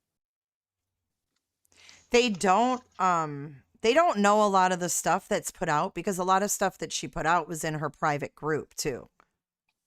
And hey, I just want to say something. I was also like bamboozled with the Shazam videos. I was also told by her that it's not her. And I believed her, and I stood up for her on some of the groups, because my approach at that time, Lana phoned me twice and we had discussions, and to be quite honest, I couldn't make head or tail of what the fuck she was talking about. What? No, I didn't know what she was talking about. I said to her, it's not going to work, all right? It's just not going to work. And she just carried on and on, and yeah. Hey, Roger, Rosalind Jane in chat said, I can't believe Roger is now our voice of reason. Everyone's agreeing with you. Oh my God, I'm agreeing with Roger. No, but hang on. Let's address that while we're here. All right. First up, I didn't start the accused group. Okay. Oh, I thought you did. Okay. No. I was in North Carolina at the time, and I saw Chris come on TV, and I was like, wow, what the fuck's going on? The only true crime I'd ever really followed prior to that was obviously the O.J. Simpson case, but I was a kid. And then the Oscar Pistorius case when he shot his girlfriend here in South Africa. So the accused group was started by Kitty Sanders, Tom Crotty, Dan Harris, Missy Stolz got involved, and then Jonathan Lee Richards was in there in the beginning. Okay, for the viewers who don't know who Jonathan Lee Richards is, he's a chap who's got the Guinness Book of Records for suing the most people in the world. He's like sued half of your American celebrities and politicians and stuff. So the Guinness Book of Records put him in the Guinness Book of Records, and he sued them as well. So Jonathan's like a super troll. You've got to just go onto his Facebook and have a look. Anyway, so I got on the K's group was actually the first group, and then accused came up on day 2.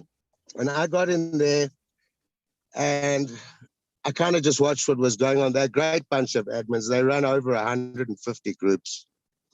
Then I ended up Kay ended up asking me to come on, and she wanted me to oppose and say Shanann killed the kids. All right. So I started playing along with Kay's game because for me it was all a big game. Then I kind of changed my mind and I started making some adverse posts and going against Chris and all the rest of it. And then Kay blocked me from her group. And I think at that time she kicked you out as well. And or maybe you guys had a fight just before then. Yeah, I Then left. Kay made her own Roger profile. At one stage, there were 6 Roger profiles around the internet, Oh right? my God. So, so then Frankie Rusek made a page on Roger. He hated me. And then I got a hold of him and I explained to him who was behind the fake page that was on him and all the rest of it. And he took the page down on me within like an hour. He's actually not a bad guy.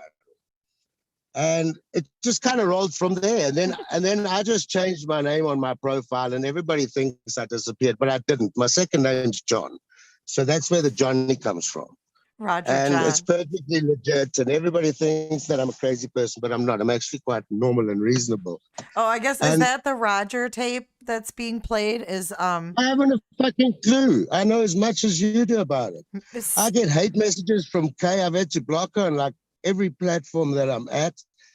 I changed my phone, and that's how she got me the last time. Because if you've got somebody blocked on WhatsApp, you've got to actually re-block them again and save their number in your new device. So she got hold of me last week and swearing blue murder at me and calling me a fucking scammer and all the rest of it. Now, a scammer? Who have you scammed? Nobody, but let's just take a step right back into 2018. Okay. Yes, take us back. I'm the one who came up with the mock trial idea, and I started a group called Mock Trial. Okay. Then I kept on getting Facebook bans, so I decided I'm going to build my own platform, which was the Crime Book platform. And we had a similar approach to what Lana's doing, but it wasn't based on the Watts case. Okay. And we were going to have a donations tab for whichever case you wanted to donate to. Dude, if you think Lana's getting trolled now, I got trolled 20 times worse. I bailed on that idea so fast because people don't want to help people that kill kids and stuff. I'm just being like honest. It's the wrong case to start with. It's a fucking disaster. Well, I don't think I honestly, my opinion is, and I know you think I'm negative about it. I'm not negative. I just don't think that her plan was to have like a successful nonprofit doing this for other people. I just don't believe that. I think she's an opportunist. I've seen the screenshots where it's going to make so many 100,000 and all of this shit. Mm-hmm. And you know what's happened? Yeah, this is like all been on some kind of Adderall chewing, fucking drunk tequila night or something, where it's a delusion that's just been taken too far. And I'm just worried that Watts really believe this and have really thrown their money into it. Yeah, it's a waste of money. They need to spend the money on counseling. Well, I mean, I'm just being honest, Jay. Well, I know, and I respect your opinion, but I think that that's their journey. You know, I'm not saying that they should throw their money into something that's going to be, a dead end. But if that's their choice and that's what they need to move forward, who am I? To say no, they shouldn't do that. And if people want to, if it turns out that there's no possible fucking way that anybody other than Chris killed those kids, they're just going to accept it. They're not going to be pissed off that their sons just allowed them to go spend their last. I think I think that they haven't even. I don't think they can even think that far ahead. I think that they are stuck. And if he is doing that, wouldn't that make him the most definitely the most selfish person in the world right now? Absolutely. And if that is the outcome, it worries me for them for that too. I mean, no, any outcome is not going to be a good one. It's just, I think that, social media has just gotten so invested in this case that people are interested. It could. Social people have made opinions based on social media, and you know what? It might only be half right with everything that's going on. Yeah, even how they look at Shanann and judge her based on her videos and stuff. I mean, that was her hustle. That was her job. All right. It's the same as what you're doing right now. This is your hustle. You Jays for Justice. You're on YouTube. You're making a buck out of it. That's what you do. You report on crime. You're good at it. I love it. Okay. But you also sell yourself. Okay. You're selling the Jays for Justice brand. Shanann was selling the Shanann brand. Was she a bitch? I don't know. Every wife is a bitch. I've been married. I was there too. I wasn't married again. Oh my God. Was she like worse than my wife? I don't know so much. And my wife wasn't the worst wife. I'm not the easiest guy. Let me tell you what, right? If Shanann was married to me, she would have killed me. Okay, because I'm not a Chris. I don't do dishes and washing and that kind of stuff. We don't even grow up like that in South Africa. We've got a maid from like the day we're born. Well, their dynamics are different than my dynamics. I've looked at every single aspect of this case from every angle. Okay, I've tried to put myself in all parties' shoes. And honestly, I can't see how it's any different to what Rourke says it is. And I don't think it makes any difference where the kids were killed. I know people are trying to say, well, if the kids were killed at if but Roger, the kids were alive, if this was your family, though, if this was your son and your grandkids, wouldn't you want to know for sure if you weren't sure? I mean, I'm just saying. Jay, everybody wants to know, right? But we're sure. not. That's not our family. That's not our. Isn't it just curiosity killed the cat? Don't we already know for all for of sure? us? We're nosy. Is it not a delusion? I mean, people. You look at something hard enough, you can find a way around it. I mean, you look at the American justice system. If you put this thing in court, oh my God, the stuff that Lana's talking about won't even. Well, I'm not talking about her stuff like that. The NA stuff and all that. That doesn't prove anything. I don't think NA was involved. She thinks it proves everything. I know. I think she thinks that NA was slipping. Binders and binders of stuff that proves this and proves that. None of that shit matters. None of it. Well, she thinks NA was slipping in and out of that basement window, and I disagree.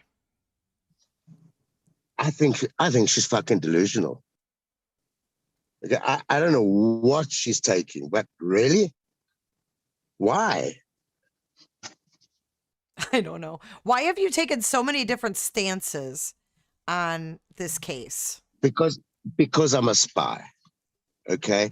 And the only way to get the real tea is to get in with every single crowd. Mm-hmm. And you know what? A lot of people know my stance on everything. If you look at Kitty and them, that crew, okay, they all think Shanann killed the kids, right? We admin 150 groups together. We never have an argument, ever. We're adults about it. Do you know what I'm saying? Mm-hmm. You're allowed to have a different opinion. I don't have to hate you for that opinion. I can vehemently disagree with you. I can debate it with you, but we can still be friends. We can still have a cup of coffee together. Mm-hmm. Well, no, a lot of these women can't. Yeah.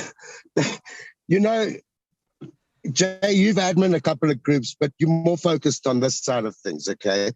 You know how the admins sit and laugh at the people when they start fighting with each other, and you know who's coming to whose aid and all the rest of it.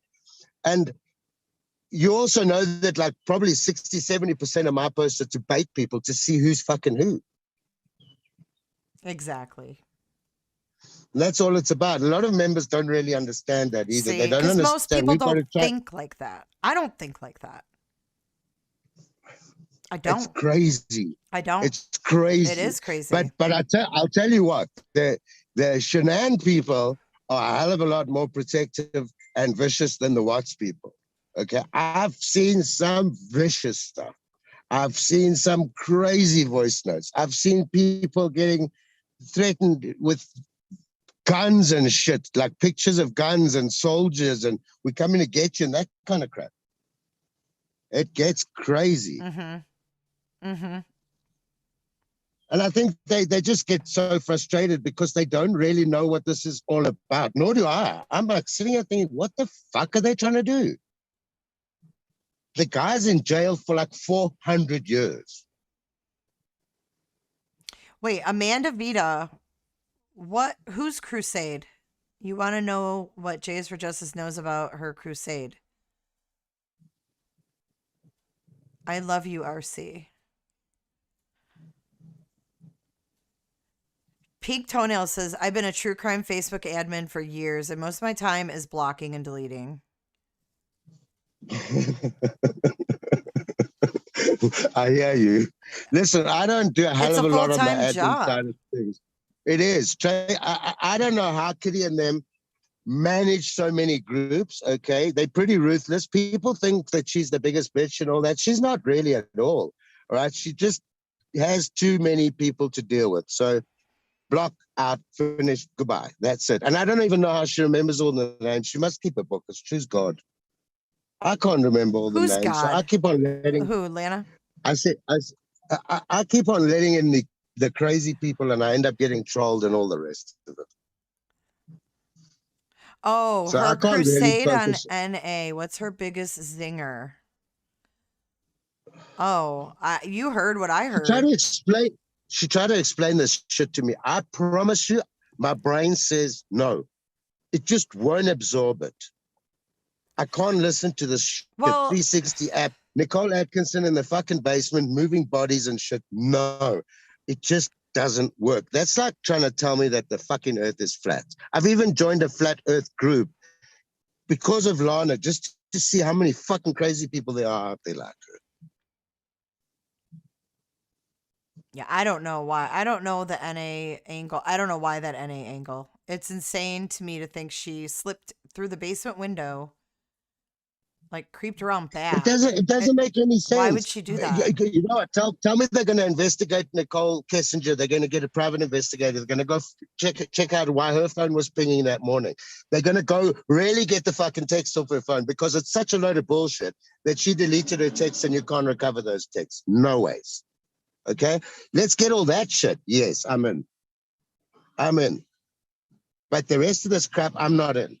And trying to do anything or get Chris anything better is never going to happen. It's just a waste of money. It's a total waste of money. Well, I get that they are having time or having trouble coming to grips with it. Jay, $200,000 in our money is $3 million. Well, I'm telling you, they didn't cough up $200,000. I'm telling you. McDonald's burger costs about $20, okay, and it's about a meal, and that's about $10 over there. So it's actually like equivalent to about 1.5 million ZAR, which is our currency. It's fucking crazy. So what do you think? You think these lawyers are just taking the case just for the money? Listen, those guys, I don't know what they're doing, but that's what they do. They get people out of jail. I just think that they should have looked at who they're dealing with first. And I'm not talking about Chris Watts. I'm talking about that fucking crazy person with skeleton eyes and shit on Facebook and all her Shazam videos, her Shazam porn. It's fucking insane. Okay? It's like a bad movie. Oh, I agree with you. Like a real bad movie. It's like a horror story. No, I agree with you. And whoever signed up let's talk about NA though for a minute. There are someone's calling me out in chat, and I want to address it. Okay. They're saying, "Why did you give her a platform to talk about it?"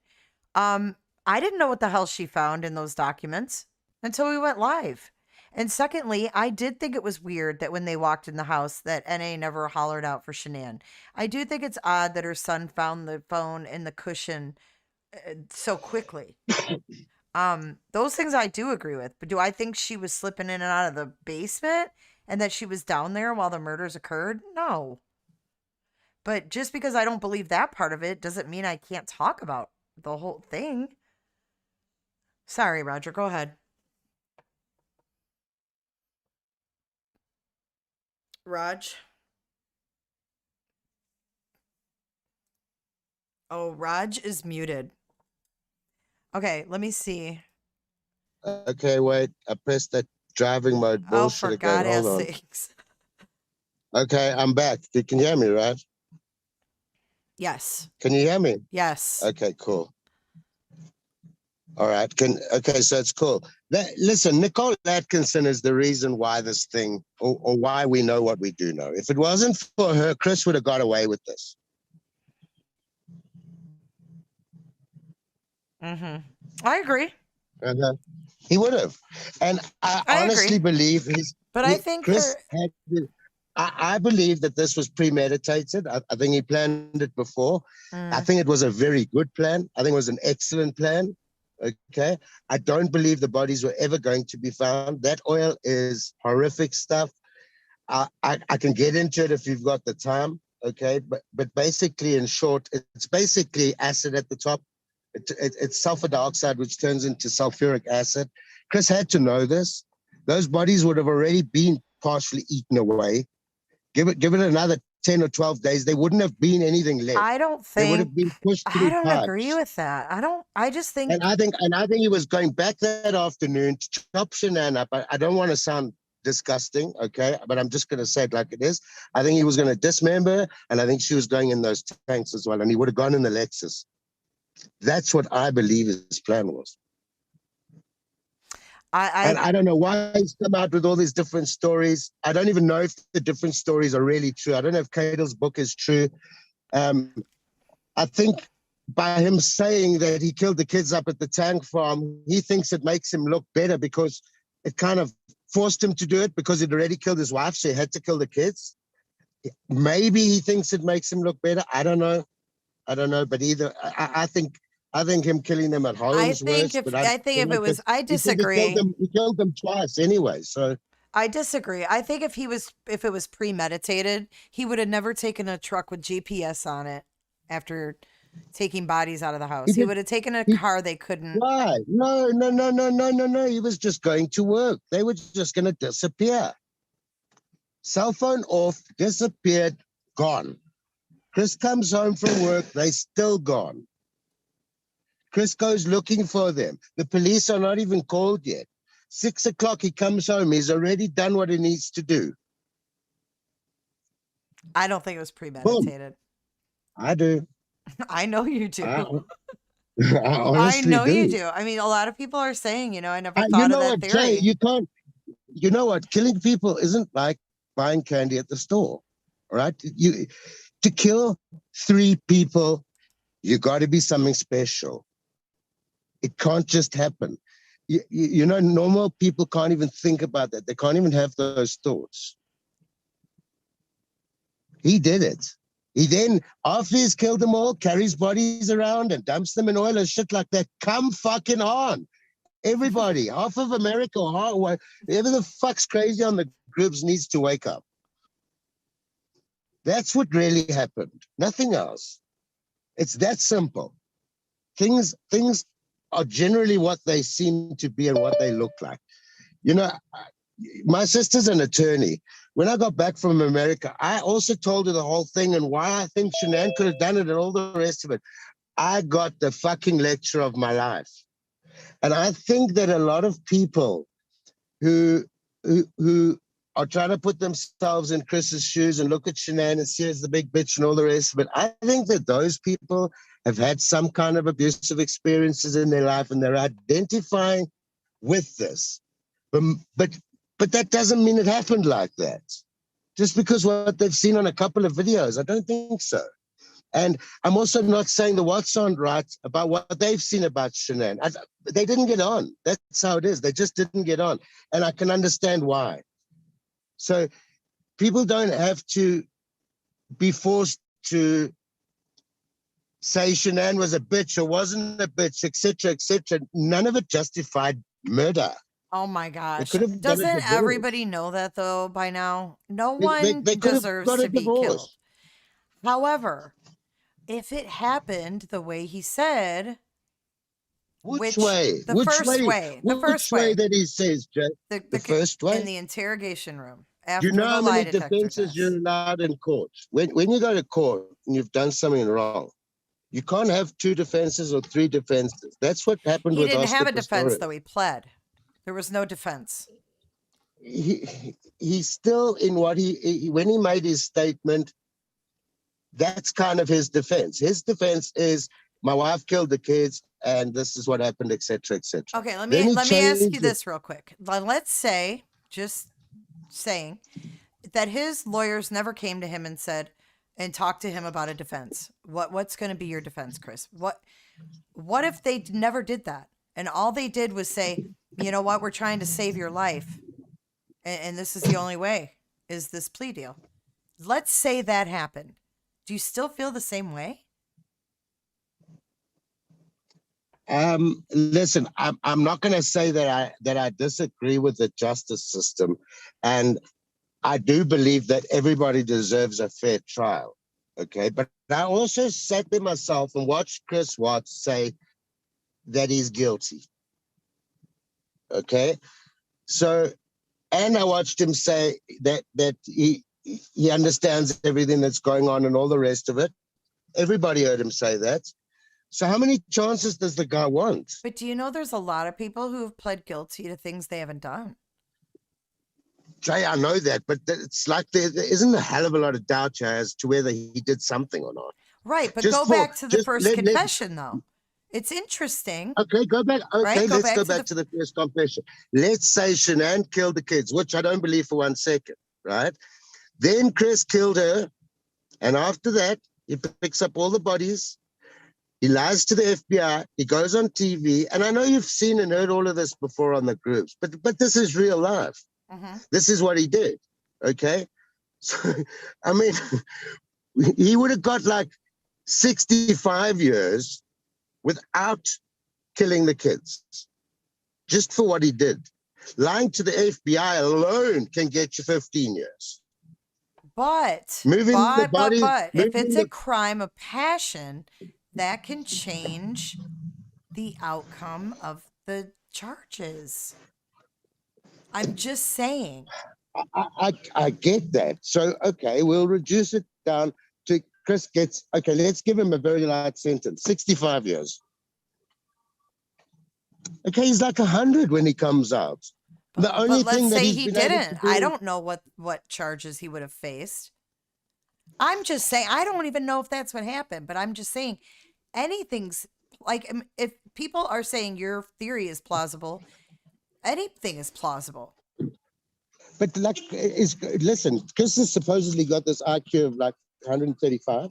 Okay, surely when this wasn't like a traffic fine. Okay, so he's not that fucking stupid. When he was sitting there and pleading guilty to it all right, if you know, surely he would have done some research on his own, asked his lawyers. Was he really told that there's a death penalty in Colorado? Was he really told that he might get the death sentence? That's what he says. Do we know this for fact? This is what he says. Well, I mean, the death penalty was a huge talking point for Rourke as well. So He also says his wife killed the kids. He also says his wife killed the kids, death penalty. Yes, I think and that he killed his kids twice. So I don't know which fucking story we got to believe here. But then you have in the statement by the DA, or what? Yeah, after the sentencing, that he carried the kids out like trash. How can you carry the kids out like trash if they were alive? None of this makes sense. Okay. And I think that's where everybody's... Jay, I do get that. And I remember Frankie saying they had seen the videos and all the rest. And I think that when they said that, they might have been playing Chris in a way, okay? But you do see him walking backwards and forwards. He didn't usually reverse his truck up in the driveway ever. And his family was missing the next day, like all of them. So he put something in the truck. I don't know. None of it makes sense, because to me, I think he would have struggled a lot more by himself to get Shanann into that truck, a dead body. Chris was strong. He was strong, but that's dead weight. That's arms dangling. That's legs, feet dangling. I get that, Jay. That's But if you look at Chris, I was looking the other day, but okay, you and I'm talking still got to about shove them in though, no matter how no, strong you are. he was so pumped in that final month. If you look, I'll actually find the picture and I'm going to send it to you, where you just look at his arms. It was like a month before the murders, and then you look at his arms at the time of the murders. His arms had grown like 3 centimeters. He was pumping whatever he was pumping, and he was pumping hard. Okay, so he must have been pushing probably 160, 180 kilograms in weights, which is like 350 pounds. Shanann probably only weighed 150. Okay, he was fucking strong. Very, very, very strong at that point in his life. I don't know what he's like now, but I'm telling you, he was built. that guy, He was I think he buff. fucking grabbed her with one hand and killed her with one hand. That's how strong he is. This is just a lady that weighed like 100 and something. I don't know. I just think And it would she be was hard to get a body in a truck. Just like, see, they're not just going to slide in easily on the floorboard. Listen, you know what I you're mean? It's talking just, about okay, I hear you, but you're talking about the physical side of it, right? I want you to think for like a few seconds about the mental side of it. How do you like just pick up your wife, however you do it, right? Drag her down the stairs, like he says, with the head banging, yeah, duk, the duk, adrenaline right? rush. Okay, how do you even do that? Adrenaline or no adrenaline, Jay? And then your kids, dead or alive, whatever the fuck, what difference does it make? There's something, yes, we can look at all the little pieces of this case. You can try and pick it apart as much as you like, which is great, okay? Dissect everything. Hopefully that prevents this shit happening again. But to try and get a different narrative going on this case, I can't see it happening. I just don't see how. There's nothing in my brain that points to Shanann even could have killed those kids. It doesn't make sense. To find 2 killers in the same space and time in the I don't whole think universe. it makes sense for either of them to do it. That's, I think, what gets a lot of people is you can't picture really either one of them doing it. The Chris Coleman case made no sense either. Okay, the Scott Peterson case made no sense either. Yeah, None of them make sense. Well, guess what? Shanann happened to have her life on social media, and everybody but you know dove what, into Jay, it, and now everybody's okay. We've all been in love, right?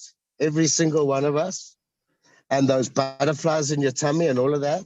Okay, that's the endorphins that are getting released, etc., etc. yes, those and you call endorphins. Yeah, and that's the honeymoon phase, right?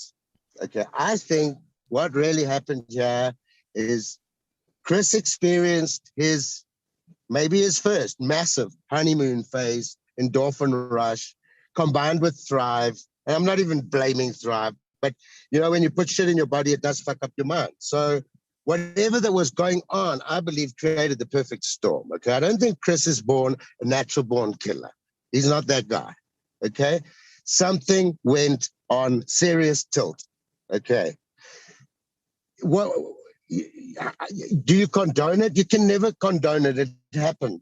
Those decisions are things that you can never make in your life. You don't decide to kill people or even kill people, because that's like a deal breaker in the whole world. Everywhere you go, with whoever you speak to, your whole life's fucked after that. No matter what changes from here, no matter what he tries to get out into the public, okay, nobody is ever going to believe whatever the fuck comes out of a court case. It's kind of like the American elections, okay? You've got the Trumpers, the 30% of people who refuse to believe that the Democrats won the election. Okay, they just won't believe it. That's it, finished. It's as simple as that. So you're never going to change certain people's minds, and you're never going to change certain people's minds on the Shanann issue, no matter what proof you provide. Right, but even the people either way. But hey, Whopper. Hey, Jay. Hey. Are you there? Can you hear me? Yeah. Let me just finish my thought. Hold on 1 second.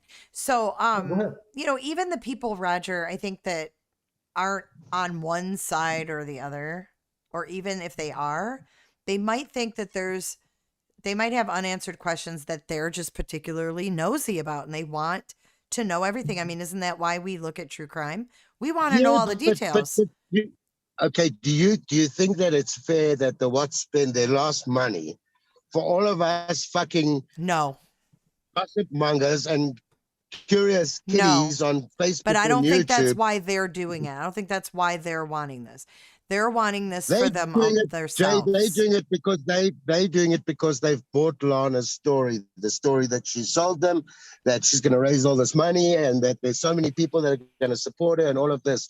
But the reality is, Lana's been sitting in a little bubble of a group, and you've got to show your fucking ID to be a part of it, and all the rest of it, and they all kiss her ass Well, all there's day like long. what, 40 of them? I mean, Yeah, 40 you're of not them. gonna All right, get you're not gonna get that's where my she point. needs to be with. That's my point. So she's got all these people talking her up. Half of them think she's intelligent because they don't understand a fucking word that she's saying, and the other half are there waiting to think maybe she's going to say something sensible that they will understand, pretending that they understand. But nobody fucking understands it. And then there's about 10 of them in there that are spies that send me shit that my phone pings all fucking nights. I hear your phone pinging while we're talking, actually. Hey, I want to welcome Whopper to the panel. Okay. Whopper actually works in the oil Is he from fields. Burger? Is he from Burger King? He is actually Whopper. Where are you from? California. He's from California, not from Burger King. He's, but I Whopper. worked at a Subway though. That's where I used to buy my not coffee with- in New York. Not with Jared though. I didn't work with Jared. You get a cup of coffee on the side of the road in New York for like $14, and then you get a $9.99 sub with coffee. So I'd like run out and get my sub and coffee every morning. It was great.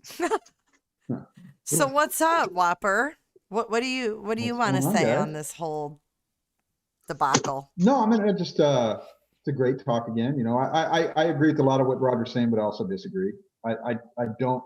I work in the oil field, Roger, and I deal with oil and its abilities to degrade things. Right? Oil is actually crude oil is actually a preservative.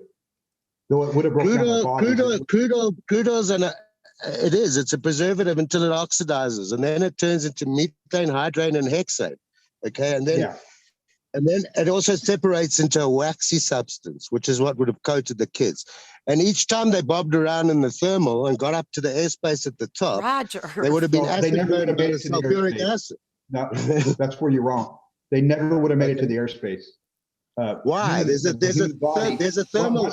Once they after they bloated and burst, they never would have made it to the airspace because the human body is too dense. It's heavier than the oil, right? So you would sink in oil. If I go right now, one of the worst dangers I've had. Hold on, one of the worst dangers I would have would be to.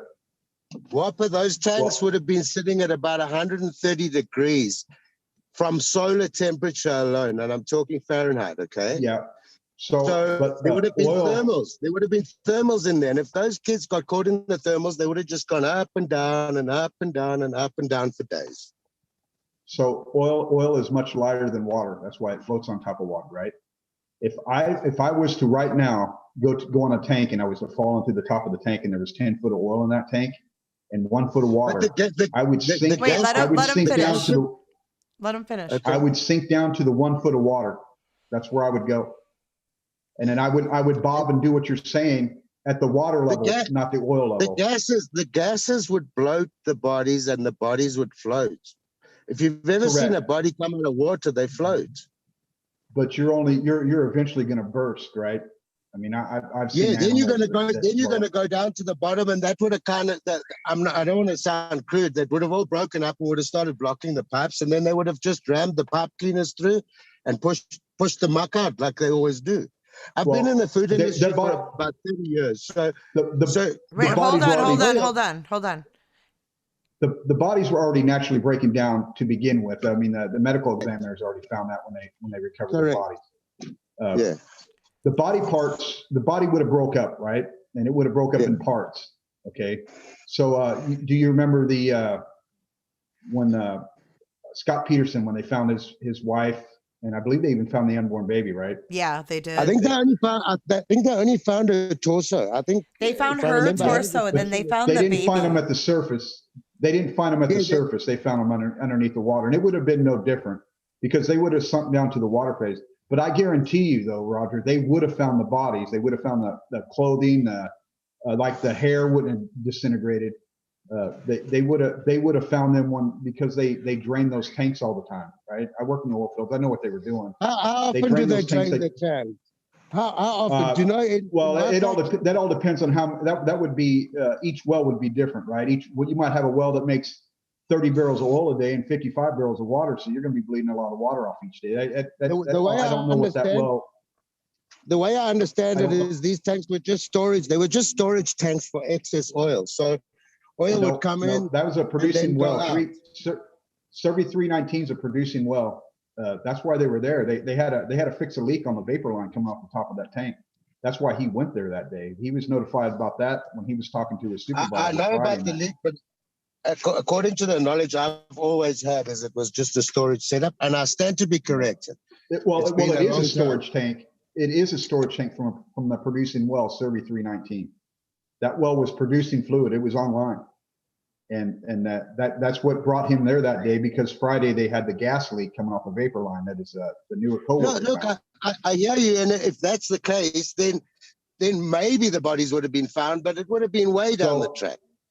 So to back that up, on Wednesday, remember that he had a supervisor. There was a supervisor go over there. Remember when they were they played back all the audios? He rolled up to the site to investigate the site himself, and there was a vacuum truck on site that was pulling fluid.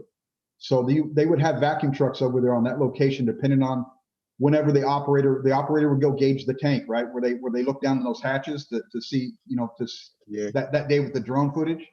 An operator would probably go up there every day or every other day, whatever they were scheduled to do.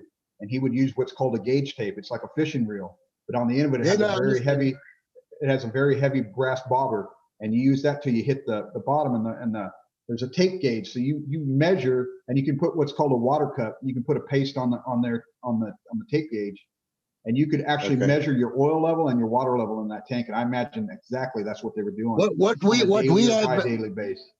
What we have on our oil tanks this side, and I'm in South Africa, but I'm pretty sure we kind of learned a lot from you guys anyway, is we have a tube on the outside of the tank, all right?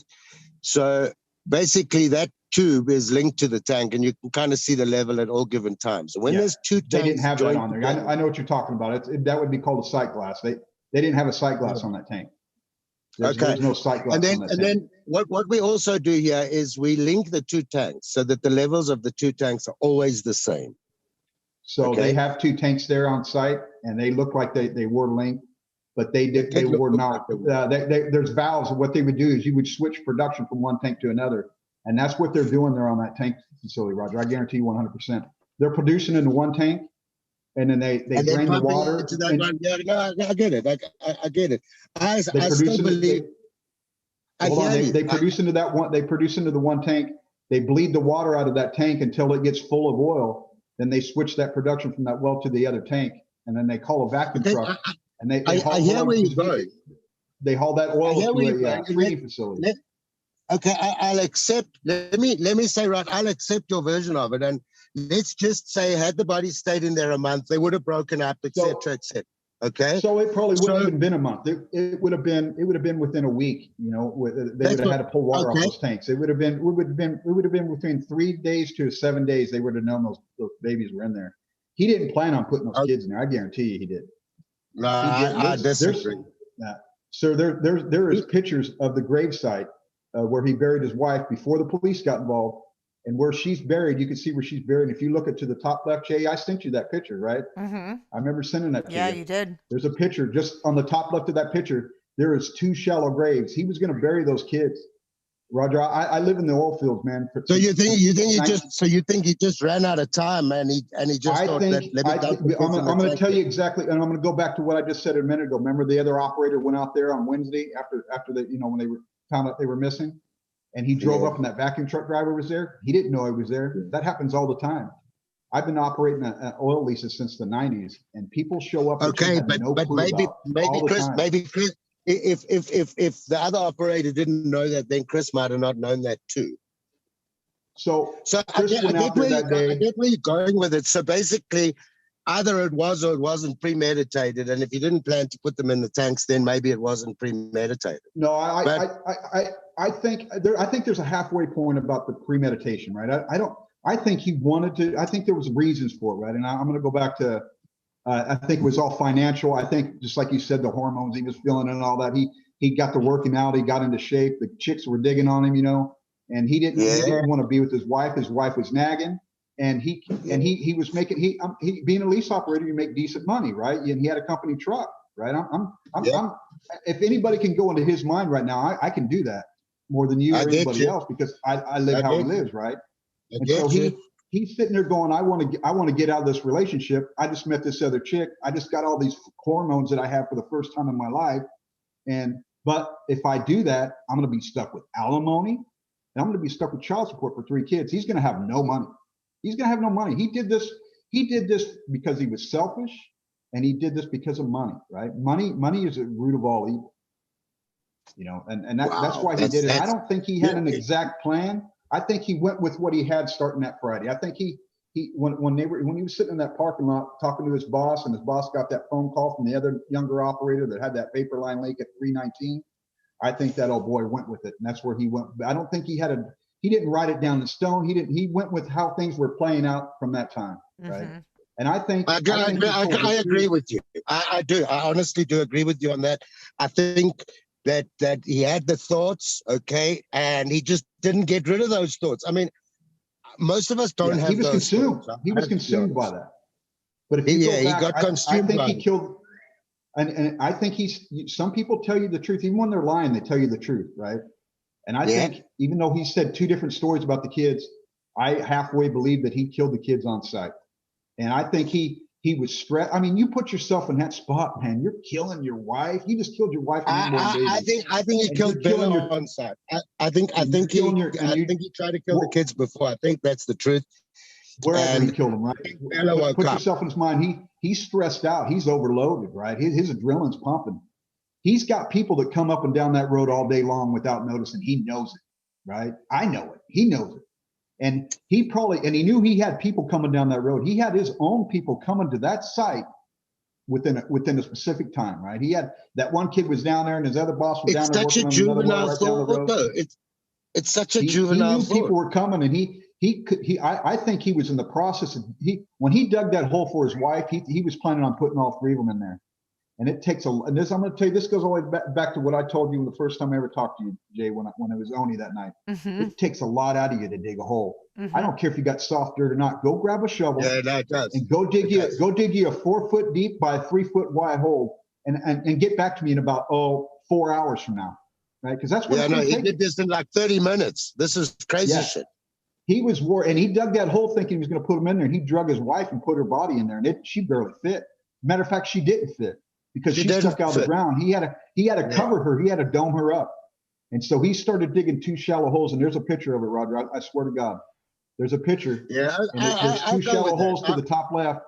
And I think he was in the process of digging those holes. And somebody came down the road, whether they were coming directly to his location or not. Somebody was coming. And he panicked, and he put those kids in the tank, because that would have been the last place he'd want to put them. Because if he was planning to come back to dismember them or do whatever you're talking about, you're not going to do that when you put them in the tank, right? No, I think. And I'm an oil field guy, and I know, and I know he knows. Their clothes are going to come off, and a vacuum truck driver is going to suck them out. He's going to have to pull their clothes out. All it shows me is then I'm probably a worse killer than Chris Watts, because, I think maybe burying them in the ground would have been a cleverer thing to do. But maybe not at that site. I don't know what his fucking plan was. It just was never going to work. He didn't have a real plan. I'm telling you, that's the guy wanted to do it, but he didn't have a real plan. He just went with what came down the road. He just what popped into his head. You know what I mean? So you think he just decided? You're talking about somebody who killed his family. You're not sane when you kill your family, right? No, you're not. So he just thought tonight's got to be the night, and I'm just going to have to find a place to put them. So I'm just going to put them in my truck and dump them at Survey 19. And I truly believe, no matter if it was at the home or at the site, he killed the girls together. There wasn't no one or the other. One, we killed one there and one here. I think if you listen to the story and you weed out some bullshit and you use common sense, he did kill the girls at the site. He killed both girls at the site, right? It's well, then his wife couldn't have killed the girls. His wife never killed those girls. No, he didn't. And Nicole Atkinson didn't have nothing to do with it. There's nobody that helped this guy do this. Nobody helped him, right? The Nicole Atkinson stories are the most bizarre story. Yeah, Whopper, what do you think of the NA theory? I've only heard a little. Jay, I love you, and I'm saying this with love, right? Yeah, absolutely. Give it to me. Give it to me, Whopper. I quit watching when it was all Lana or whoever, you know what I mean? Because I'm not going to sit here and be a part of calling Shanann and Nicole or anybody else to be a part of this. They didn't do this, and I just, you know what I mean? I'm a big troll. I like to joke around and have fun, but I'm not malicious in any way. I'm not out there. I just can't do that, right? No, I can't. It's your show. It's your show, and you're allowed to do whatever you want on there. And like I said, I love you, and I'm still here watching your show. I still pop in and peek, and maybe I'm not saying that, but I just couldn't be a part of that. And then when you guys asked me to be a part of the mock trial, my moral compass will not allow me to do that. But you're a good guy. This is a good guy. He is. He's a great guy. He's a good guy. This is a good guy. My moral compass runs true, and the needle's right on the dot, and I just can't. Yeah. You know what? And I also like your attitude about the whole thing. You know, people can believe whatever the fuck they like. Okay, that's up to them, and I'll try and speak to them, but I'm not going to try and push what I believe onto them, no matter how crazy their shit is, because they think you're just as fucking crazy. Yeah, you know, I don't have no ulterior motive to get paid or to be on a YouTube channel or to. I don't get paid either. To meet the watch, you know what I mean? And if the watch are listening to this right now, I'm sorry for what happened to you. You guys are suffering just like Shanann's family. It's just I agree 100%. My best advice to you guys is don't talk to nobody. Just stay away from everybody. Don't give people no money. There are people out there wanting to use you, take advantage of you, and 100% agree with hell, you know what I mean? And whether you want to believe your kid's innocent or not, that's your call, man. Your son's guilty. He's guilty as fuck. But just stay away from people. That's not healthy, right? You have a right to believe what you want to believe. These people are just taking advantage of the watts. They also take advantage of the roots. It's crazy. They're just degenerates all over this world, you know what I mean? And they come all shapes and forms. It's just. And the funny thing is, I don't believe Lana doesn't mean harm. She's just fucking delusional. I'm not hating on her either. You know what I mean? She's got her right to have her opinion, just like I do. And when I didn't agree with her opinion, but I didn't attack her, she didn't attack me. You know what I mean? We talked once or twice, and you know what I mean? It's called being civil, you know? Yeah, but some of the stuff's crazy, like these driver's license and shit. Okay, I just want to put it out there. Jay and me have got nothing to do with that bullshit driver's license stuff. All I've done is try and help people that have had their shit out there and advise them what to do to get their shit locked down, including their Facebook and verifying their accounts and getting all to the credit departments and all that, because the same thing happened to me in 2018. I was also this trusting guy. I sent my passport out. I sent my USA visa out. I sent my ID book out, and it ended up all over the fucking internet. Yikes. So I've been there, done it. Yeah, that was kind of confusing. I was asked for my ID even after we met in person, so I thought that was kind of weird. That's just fucking stupid. And she wants to use this as an intro to a podcast. I mean, guys, what the fuck? It's all these red flags, you know. It's just weird. It's like, I'm not even talking about unprofessional. I'm talking about like just ridiculous. Can somebody I get don't out of this? She's any different than anybody else that took advantage. You know, Cadle. No, she's different. No, she's different. Jay, she's been there since the beginning. Okay, Kim was the front lady. I don't know how Kim managed to keep control of the watch for so long.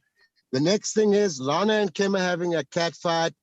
Kim gets chucked out. Lana takes over, and the story just continues. Okay, so I just see the watts are kind of like stuck in the fucking middle. They are. I mean, they've been stuck, They are. and all they It's stuck in the they middle need because they closure, believe in, whatever way they that is. believing I don't. they So need to the start. They're believing a delusion. the Watts are in Maybe denial, and so. I'm not I talking mean, about I the get river that in they're in Egypt. denial, wait, hold but to on. grab onto Wait. Let Prepper finish. Let Whopper I finish. said the Watts are in denial, and I'm not talking about the river in Egypt, right? That's their kid. They don't want to believe their kid did something Who like that. would? Would you? No. You know, yeah, who Hell would, no. right? I mean, and you get somebody, doesn't Lana, whoever, right? I'm not going to single out her, but you get somebody out there that supports your narrative or something like that and gives you hope or gives you faith that maybe there's a chance, come right? on, I mean, you got to be logical. This isn't about But this supporting a isn't. narrative. This But is about nothing bringing the whole about. action But system. Roger, This is well, nothing hold on, about this is hold on. logical. Now, is Chris Watts just using her to get money on his books, to get attention, to help pass his time? You right? I mean, Does anybody know that guy? Chris Watts If anybody knows what happens, that motherfucker does. You know. Yeah, exactly. But does anybody know what his agenda is? Can his dad not speak to him and say, Chris, what the fuck is going on? What has gone on? Tell me, son. I don't know. And if his son is not, if his Okay, son but what tells if him, they okay, you know asked what? him? But what if they asked him and he doesn't remember because of the trauma from that night? Jay, He knows. he remembered I'm everything. not He- saying. Hold on, Listen. a I want to second. say something. Let's go there. I'm playing Mhm. devil's advocate. I'm just throwing shit out there. Oh, no, that's fine. It's a great question. It's a great question, okay? Except, all right, that would be an insanity plea. Okay, it would have to be a temporary insanity plea. So But he remembers that he killed Sinead. he never had it. He okay? never had a psychological exam. Okay, but he remembered where he put the bodies because he pointed them out. I watched that, right? So at what point did he get his memory back? Oh, Did he get his stopped memory and back? took his clothes off. I mean, took his clothes off, threw them in a dumpster. Right? No, I'm I talking mean, about like after, like the after effect of trauma. Like after, I mean, even if Yes, even but if you're he talking did plan 3 it, weeks like you later. said, even if he planned it, carried it out, you're still going to be, if you have a conscience, you're going to be traumatized that you did Okay, that. I'm still trying to understand exactly what you're saying. So, okay, something happened at the house that night. He took all the bodies up to Serbia. He dumped them all there. He went on TV and said he doesn't know where his family is. He got interviewed by the police. The lie detector test said that he's lying. He then points out where the bodies are. And then 3 weeks later, he forgets everything and gets amnesia, right? It's a fucking joke. Yeah, he doesn't have no amnesia. Okay, I guarantee you, he going to wakes get up lost so far out. sweat, remembering what he did. Right? Wait, doesn't what? work. What'd you say, Whopper?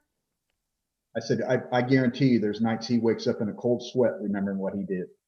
Right? I hear you. I promise Think you. There's so? no loss of memory there. Yeah, he does. I don't know. I think if does. that was Probably. my child, I would have a really hard time accepting it. I don't think with the shitstorm that this case has caused, I don't think so they've you- had you put- time to even. We're getting confused here, right? Okay, you're mixing up. You're going medico legal here, right? The one would be a medical issue. The other one is a legal issue. Okay, so are we now? Well, no, saying, I'm answering your question. Are we like saying, people are okay, saying, but why then didn't they we've got just to- ask their son? Well, what if he says, I okay, don't but then remember? we've got to get Chris. Then what? Then we got to get Chris assessed. If that is what Chris is saying, right? Then we need to get Chris assessed. And I mean a proper assessment, which I firmly believe that he should have had when he went in. His lawyers should have insisted that he has a complete mental review because something's fucking wrong. You don't just do this with your family. Yeah, I'm well, fully there's people out there that they're just not meant for society, and they walk through society all through their life, and they don't do anything wrong like Chris did, right? And exactly. People Agreed. that snap, right? Yeah. So when Jay, you're talking about, man, could you do that because to one of your kids? But you got to look at it from your point of view. You know you love your kids. Did he really love his kids? Come on, did he? It appeared he We did. I don't don't know if know. he's I wasn't in their capable of- life. I don't think he did. I don't think he wanted the first He kid. The second Googled kid. love. Oh, no, he didn't. This is a guy that Googled how to love. He married. Yeah, he got married to the first chick that came by. Right, the first chick that showed him any interest, and she was on her. She was on a. I'm not going to say her deathbed. But she was sick, right? and she didn't run away from him. Right, point blank, right? And he started working out, got into shape, got into good looking, and had a good job, and the chicks were probably checking him out when he went to Walmart to go get some toilet paper for the family. You know what I mean? And he's starting to enjoy that. That made him feel good, and he wanted to get out of the relationship, and the only way out was to get a divorce, and that's expensive. He was going to pay for that for the next. Well, but he was already in debt, Whopper. Yeah, and no, yeah, that's what I'm saying. She destroyed them financially once because they had to file bankruptcy. I don't think he realized that she hadn't been paying You know what? Wait. Hold on. I don't think he knew until after that she hadn't been paying the mortgage. No. She had to borrow. They had to borrow $10,000 from his 401k. Yeah, back in April. He has to be back in April, and then it wasn't just paid to make after up for that. the house payments, and that didn't pay them all off either. Right? They had he probably got the max he could get out of his 401k because you can only get a certain, I think, 33%, whatever it is. Yeah. So he maxed out. They were in financial shit. Oh yeah. So I get what you're saying. So he had the choice of a divorce where he was already in financial shit and he probably didn't know how bad, but he knew it was bad, or just take out the family and have no more financial shit. And maybe at the time, with all the hormones and everything else that was going on and the endorphins, it seemed like a logical decision. And yeah, you know, this shit does happen. It does happen, and human beings are made up of all kinds of people, and that's just how his world collided at that point in time, and that's what happened. And most of us have got like a lever that if we start thinking in that direction, we can pull it and say, whoa, that's just like off the fucking charts. He didn't have that because I don't believe Chris has got any kind of, we call it streetwise over here. I don't know what you call it there. Street savvy. He just, I don't see him as that kind of guy. I don't think he was any kind of problem solver. I mean, look at him putting the two roast pork or whatever it was, one on top of the other in the oven. That's just bizarre. That's weird. They didn't even own a car, Roger. Yeah, but he did own a car in the beginning. Chris had a Mustang. Yeah, no, I'm not talking about the beginning. In the beginning, there was no light. Yeah, because the Lexus was financed. But listen, with all due respect, Shanann knew her hustle as well. Okay, so she was able to get that car. Yes, they were in debt. The house was a very good decision in hindsight. Look at the property values now. An $800 a month lease for a vehicle is not a good decision. No. I think Bride was paying for that, right? Wait, what? She was paying for the lease. Well, she would have. I think she had to if she didn't make a certain amount per month. Yeah. So look, listen. Who doesn't hustle and who doesn't? But it could have fallen back on them. Yeah, listen, who doesn't hit a bad run every now and then? They were in a tight spot, the newly married couple, credit extended to the fucking hilt, bought a massive house. Shit, I've done all of that. I've spent more money on cars than they've spent on houses. And Roger, I don't know what it's. I don't know what it's like to go through a divorce with kids in South Africa, so I can't speak. I do. I've done it. It's terrible, man. It's $800 to $1,000 a month. It's $800 to $1,000 a month. It's exactly the same. Raj. Hold on, Raj. Yeah, it's $800 to $1,000 a month per kid here in California. So he was looking at spending $2,400 a month anyway. Colorado's not much different. But not necessarily. If they had 50-50, sometimes there's no child support. No. She was going to get full custody. And that probably might have been. I disagree. I disagree. Jen, he would have had to pay some child support. He would have had to pay because he was the solid breadwinner. He was the stable earner, right? We don't know what her financials were. We don't know that. Hold on. Go to the. He said they had an argument, so it doesn't matter if he would have got custody or she would have got custody or it would have been joint custody.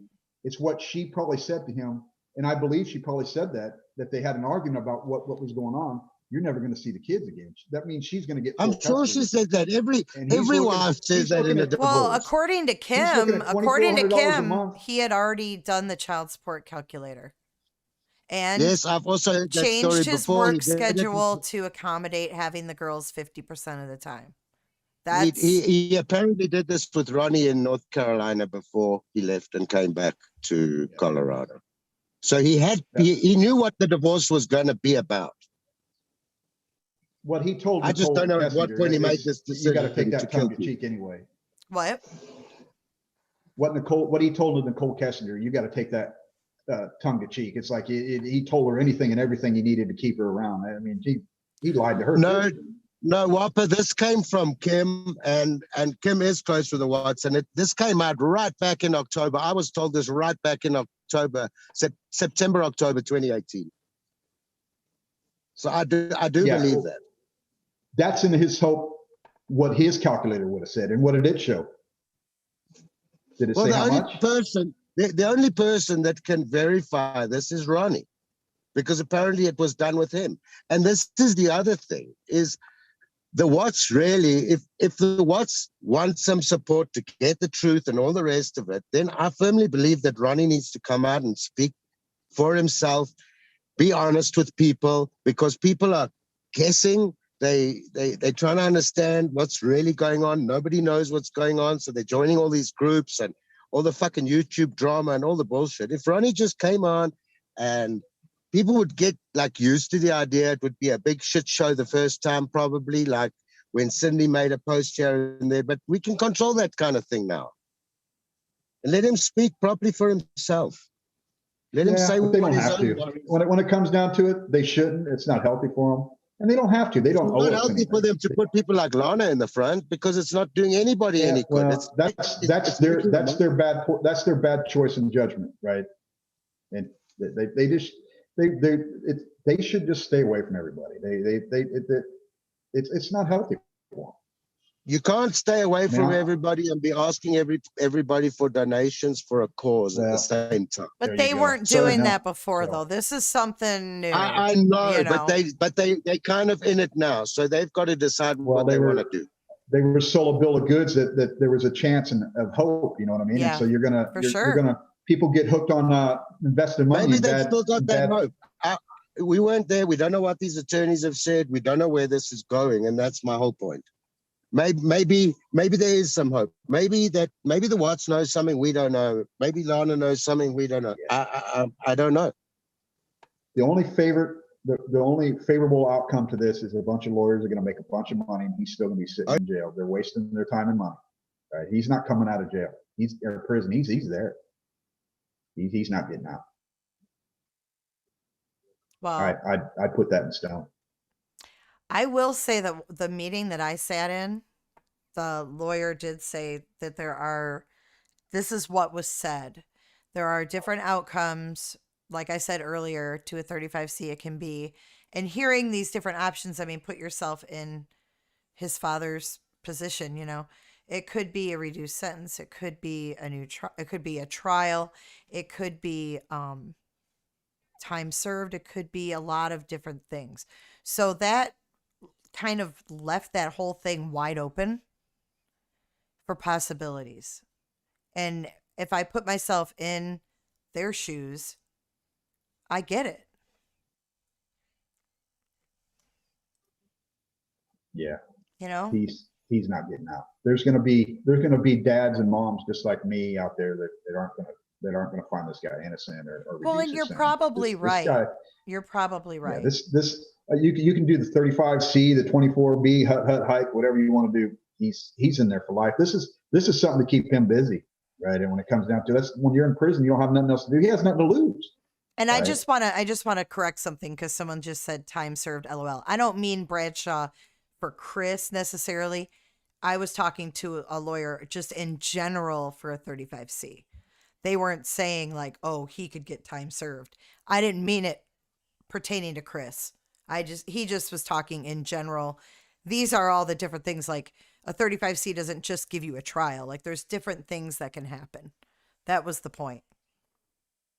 The only hope that Christopher Watts has is the way the political systems are changing, especially like here in California. And Colorado's not much different. They're releasing people, some heavy, hardcore criminals, right? That's his only hope that one day that the political system just lets him go, right? Just because they want to. not because he deserves it, just because they want to. That's his only real hope. Yeah. It's good to hear your voice again, Whopper. Yeah, it's good to hear my voice. I mean, it's good to hear your voice too. Have you guys all stayed healthy? Yeah. Oh, Yeah, good. we're doing good. Where'd Roger John go? It got really quiet in here, didn't it? I think Roger muted himself. Oh, he did. Yeah. Put himself. Yeah, Oh, I did. Okay, listen, I'm going to get off and I'm going to go back and get some sleep. Okay, Oh you my guys God. carry on. all right. Bye, Roger. All right, Roger, bye. good talking to you. Good talking to you, Wappa. Wappa.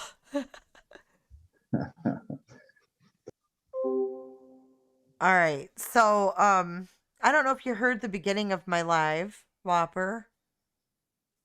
I missed the very beginning. Yeah, Oh, you missed it? You're gonna have Yeah. to replay it. I'll check it out. But I'm glad you're back. Is And the beginning where you won the lottery and you're going to leave me a bunch of money? Do I need to go check it now? yeah. No. No. A lot has happened in a short couple months. It's been kind of a crazy ride. Who's Well, the welcome back, man. Thanks. Who's the staircase killer? I never heard of that.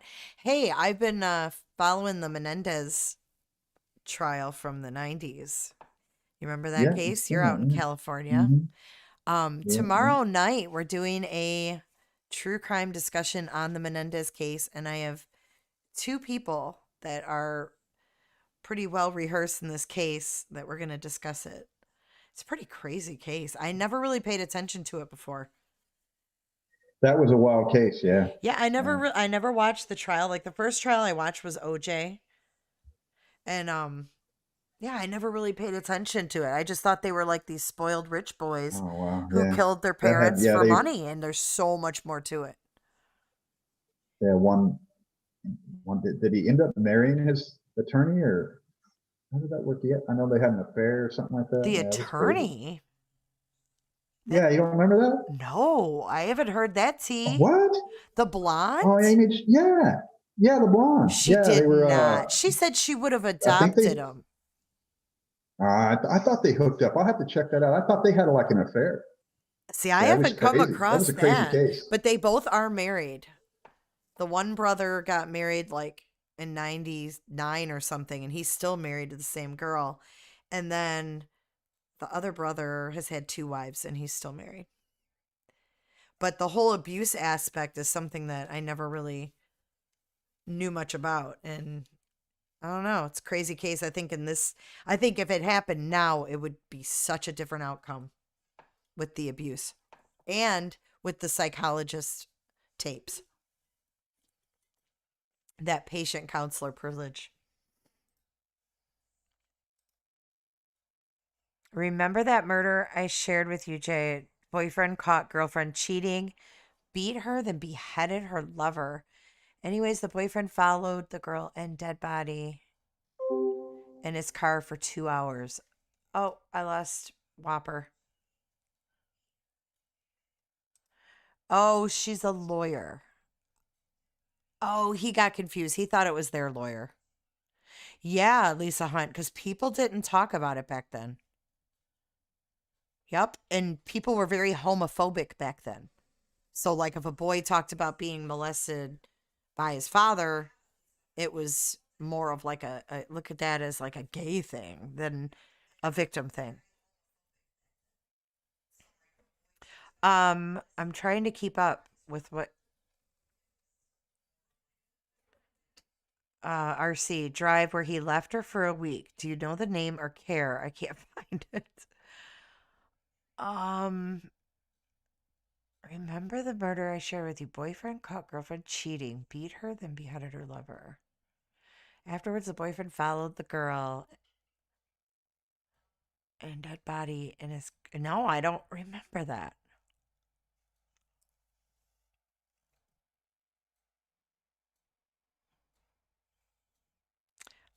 Pink Toenail says it was very moving testimony. Yeah. Did they find out the abuse was true? That's a good question. Many family members, coaches, teachers testified to emotional and physical abuse. The boys testified to the sexual abuse. He lost internet. Oh, likely story. Likely story, prepper.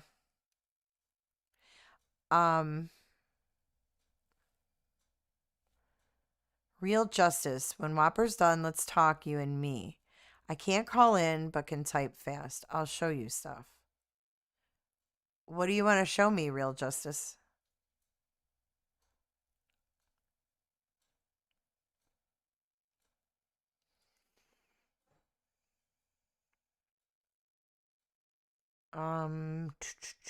Amando Barron, 30, of Jaffrey, is accused of fatally shooting Jonathan Amaral, 25, of Keene, according to the New Hampshire Attorney General's office.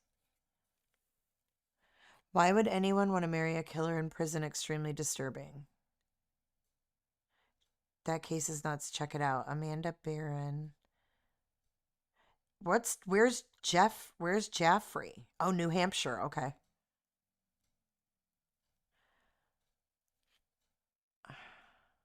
All right, I'll check it out, RC Cola.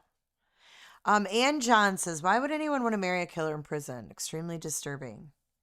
I don't know. I think they were pen pals for years. Oh my God, prepper. He's on the ThinkPad. Oh, is Real Justice, are you Kid Canuck? Aren't you the same person that was Kid Canuck a long time ago? Yeah, he did. He did, prepper. He sounded really handsome. I hope Whopper calls back in again sometime.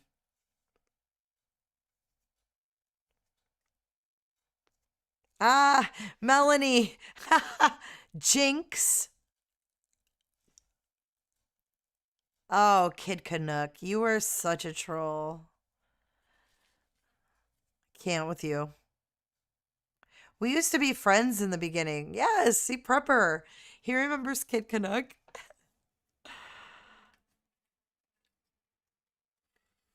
It's usually because they have no self-esteem. From the looks of it, the Menendez case, it's probably she spent so much time with him and had no social life, just work.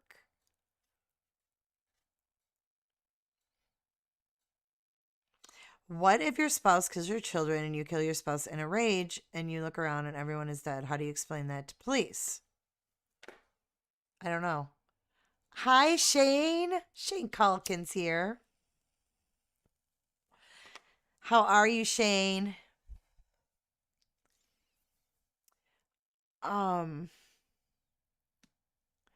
No, you weren't always my friend, Kid Canuck. You did something. I can't remember. It was so long ago. Well, anyways, if you guys want to talk Menendez, tomorrow, 8 p.m. Eastern is when we're going live about Menendez. And Shane, I asked him earlier, I'm like, please tell me you never met the Menendez brothers.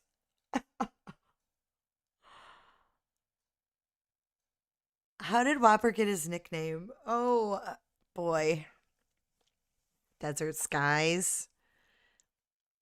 Kid Canuck is Real Justice with the Canadian flag.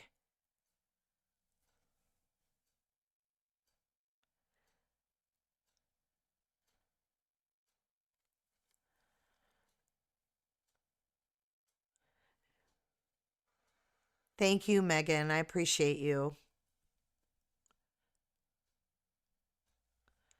Well, regardless, I guess what you think of the Watts case, what a fiasco.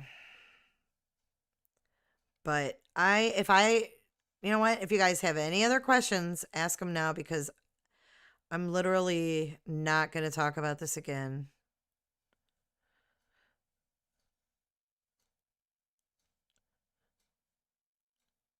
Throw your questions out there real quick. It's 12:30 here. It's late. Yeah, most people would call 911. I agree. I want to thank my mods who are still here after the fiasco and their privacy being breached. Appreciate you. Yes, the live will stay up. Thank you, Shell. Yeah, I didn't have the DVR option on, sorry. So, yeah, I'm gonna go ahead and it might have to process, so it might take a minute before it shows up. I'm definitely not justifying the way that those children were disposed. Absolutely not. Um, real justice, I would totally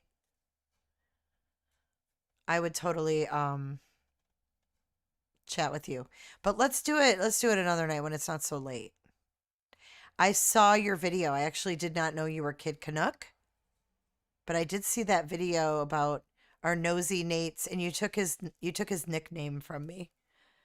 Is our nosy Nate's videos? I saved it in my watch later. I love you, Shane. I love you, Brunch Mom. I love you, Megan. I love you, April. I love you, Shell. JLR in the house. What's up, JLR? He heard his name. He heard Roger saying his name from South Africa.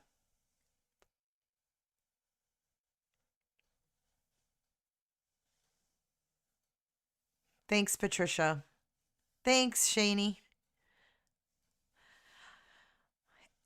And JLR pops in at the end. All right. Well, real justice, Kid Canuck. I got to call you Kid Canuck because you're just. Oh, Amy B. I love you. Kid Canuck. Let's talk. It'll be fun. Just don't be a troll. Everybody loves me and pretends to hate me, he says. But look at Prepper. It's an OG, our Kid Canuck. That just shows how long we've been at this, huh? I think you should take it back to Kid Canuck. Thanks, Patricia. Thank you, Mandy C. She said, not sure if you talked about mailing drugs through FedEx. I feel like it was a setup. I did not mail drugs through FedEx. Real Justice has a Nosy Nate video. Is that what you're talking about? I came face to face with Nosy Nate when I was at the Frederick house. And I got to go through my video and edit it out. Edit some of the footage, but I will be releasing it. Jinx. No, I did not USPS or UPS or DHL or whatever.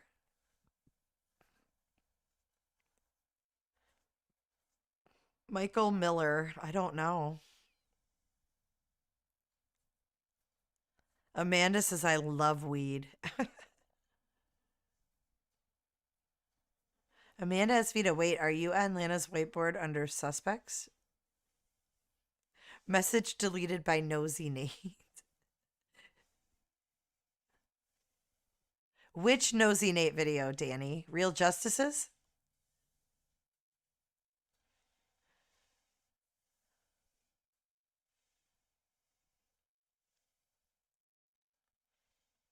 You heard a voice track. Awesome. I have lots of voice tracks. It doesn't mean anything. I mean, does it count though that my friend Dre offered to mail me some? I don't know. If you want to hear voice tracks. Yeah, I think if I mailed drugs, I would definitely be charged. Because I think what that would have been was like a felony or 2 felonies. Yeah. So anyways, I don't know why everybody's so worried about weed. Obviously, there's bigger things to be worried about in this ordeal. So, who created the FedEx slip?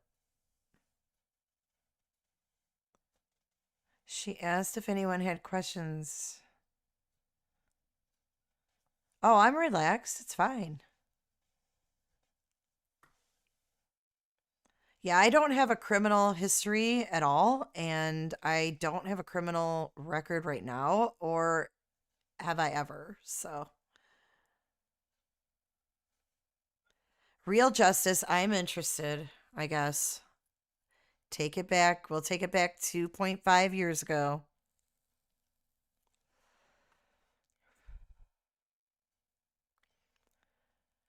No, it comes down to how stupid you are if you mail weed from a state that is legal to a state where it's not illegal. What? Where it's you mail it from a state that is legal to a state where it's not illegal. Wouldn't that make it legal? That doesn't even make sense. No, I have not, Prepper.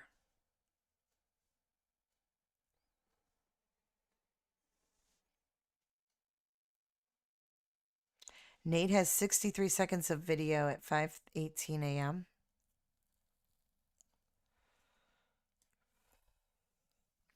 True crime follower? I don't know.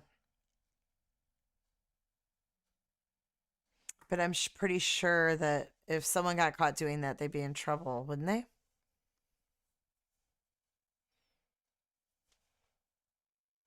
Oh, she said not illegal, so that's what confused me. I think that the state of Colorado actually seized something like, I want to say it was an astronomical number, like 5,000 some packages in 1 year or something like that that were being shipped out. I mean, I just can't believe the comments that I'm seeing about this. It's like I'm being accused of killing someone and bringing their dead body back to Florida with me. I have no idea what the postal service. I have no idea. I will be playing the footage. Yes, Maggie.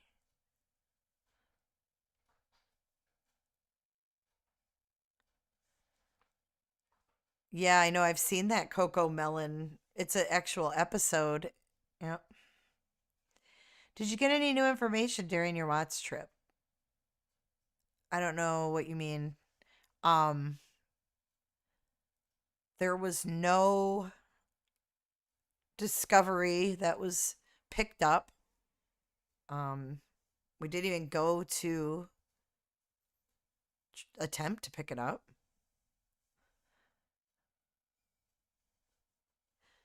JLR says no police are going to invest time in a weed envelope. LOL. Shell. So Lana's asking for IDs and you're all worried about FedEx. For real.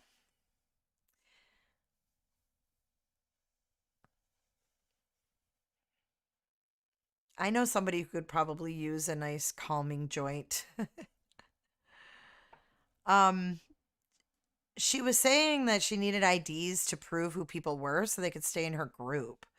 But I had just gotten back from Denver and I met her in person and so did my husband. And she still asked for our IDs. And I didn't send them, but I don't know why you would do that. Like JLR has had probably like the most groups on Facebook, and I've never seen him ask for an ID.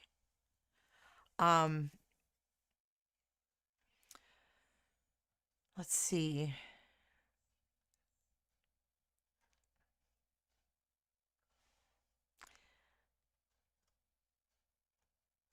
What did Nate say to you when you went to the house in Colorado? He asked if we needed any help. It was crazy. It was like seeing Nate in that body cam footage again. He was in the same exact position. Oh, Nate. And then I talked to him after that, and he said that he, doesn't want anything to do with this case. He's moved on from it. He moved away. He had to change his Facebook 3 times, 2 times or something, and he just, I think he probably like maybe feels dumb because he retracted his statements. Amanda Ramirez, oh my God, you are still alive. Yeah. Did it feel weird to be at the Watts house? Prepper wants to know. It did. And I think it did just because I'd seen so many pictures. But going in the backyard, once we went in that gate and walked around to the backyard, and the girls' little water table was still there, and it's like upside down and sun faded and dirty, and it's in a bunch of tumbleweed and brush that's been cut away and blown away. It's just like a bunch of, I don't know, debris that's like kind of just blown under the deck next to the house. And it was just really sad. Just seeing like the girls' little toy. Cause like I remember there was a picture of them playing with that water table or sand table or whatever it was. And then just seeing it like upside down, sun faded, worn. And then like the cushions from the bench that was sitting on the front porch that we all saw in all the numerous videos and stuff. Those cushions are like on the side of the house, and they're weathered, torn, ripped. It's just eerie. It's just very just empty feeling, I guess. The water hose. Yep, I think the water hose is there. It's like, Daniel, it's like you were there with me.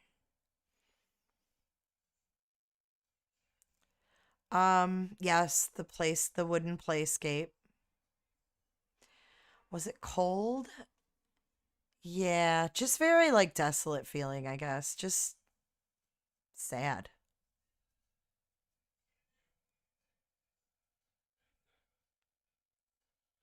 Why should you care after what you've done to hear you talk about this poor little girls? You make me sick. Okay, that's your opinion.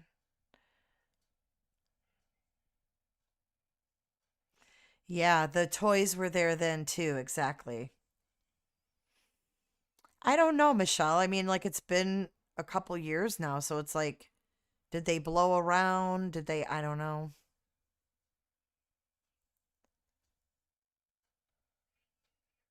If he moved, he was there because his mom lives there. Real? You want to call in?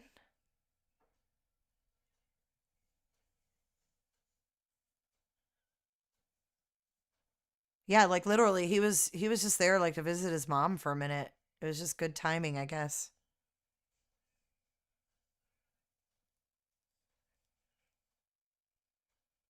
I don't know why that was left. I have no idea. It was like, the little Tykes water sand table, but that's been in the backyard because Dre and her husband Steve went out there. I don't remember when, but it was there then.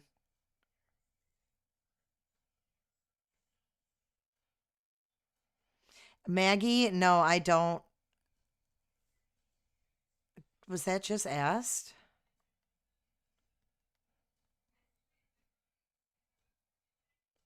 Oh my God, I just got 52 messages from Vine updating all of Chad Daybell's court dates. 52 messages. They come through as twos, but he has a lot of court dates this summer. Looks like the whole month of July and beginning of August is going to be all Daybell. At any rate, I do. Oh God. Sometimes I like discussing this case, sometimes I don't. But I'm looking forward to discussing other cases as well. So, no, Maggie, I don't know anything about that.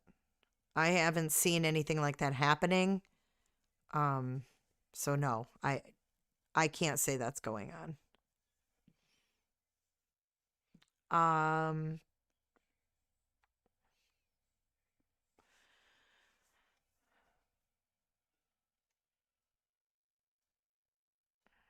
No, the Ruseks didn't take the cabinets.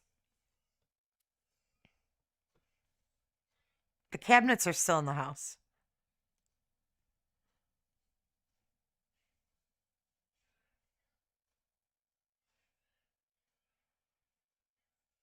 Video I saw recently showed the house and the blind pull string for the upstairs most left window was on the outside of the house, like hanging on the garage roof. Don't know why it weirded me out. I didn't see that. Where did you see that?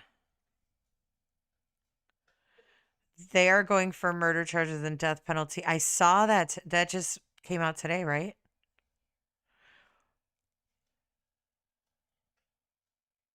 Have you ever heard of the Jennings 8 case? I have not.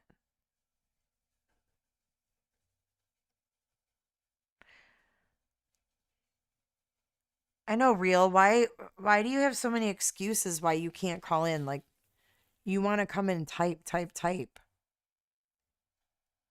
Call in and talk. You can take breathers if you need to.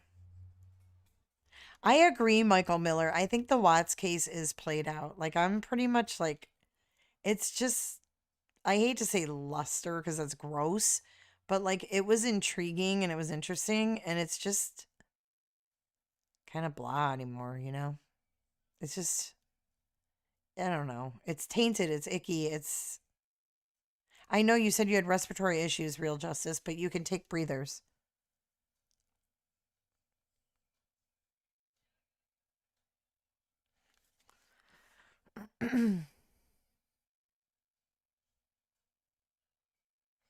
You don't have a mic or a cell phone.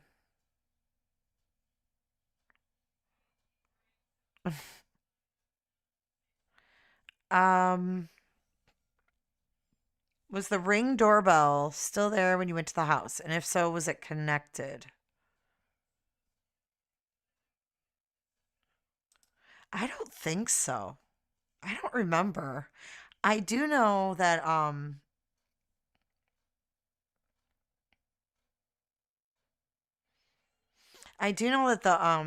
the code thingy, you know, the door lock code thingy was gone. And there's just a deadbolt on there. Just a regular deadbolt. I mean, if anything new comes up in this case, I would totally love to discuss that. But I just feel like it's beating a dead horse at this point. Like, let's just see what happens. And if there's something new, then we can talk about it. But it's like the whole Lana thing just kind of ruined it for me because it just did. I'm just not interested in all these theories anymore, I guess. Van Morrison, does CW know about the Shazam videos? I have no idea. No, Shane, not the garage door code. The the deadbolt where it was you use the code or whatever.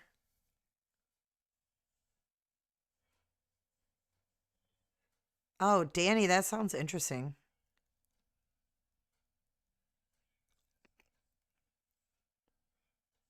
See, there's so many cases, you guys. Mick Stanley, it doesn't show up because it's an old Google Maps. They obviously haven't driven through there in years. Do you ever think we can see the videos of the neighbor? What do you mean, Tima? There really are Rise Above. I agree. She says, let's get off Watts Island for a bit. There are tons of better cases at the moment. There really are.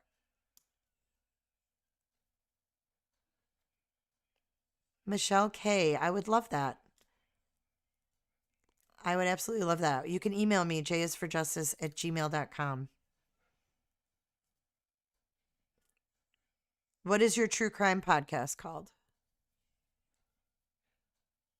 D. Kaufman, yes, there are lawyers that do 35Cs pro bono.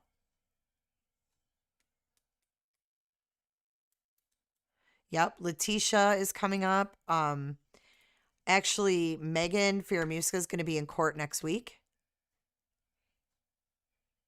I think so too, Social Catwoman. Here's to onward and upward with other cases. Let's learn more. Let's expand. Let's get away from this toxicity. 8 murdered young women, all unsolved. The podcast was saying the cops and Congress were involved. They'd meet at this shady motel. Yikes. He said he doesn't have a damn microphone. What's my biggest regret about Colorado? I don't have any regrets about Colorado.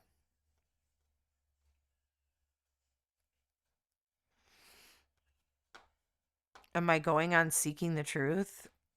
No. He has me in the headline for clicks.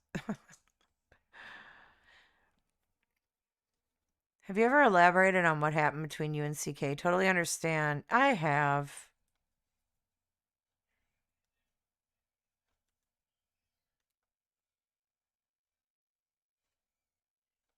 Sheeden, I know. I can't wait for the Firamuska case to move forward. Michael Miller, he'll never be granted a 35C. He's asking the court that sentenced him to review his case and grant relief. Yeah, I don't know how that would all work. Shane Calkin says, Michael Miller, correcto. My big RC says, my biggest regret about Colorado was going the first place. Place sucks. Can I be honest? I love my Colorado people. But if I never go to Colorado again, I'll be fine. Not my favorite place. It's the second time I've been there, and it's just, it was cold, snowy. I don't know. The traffic sucks. I will, Prepper, just for you.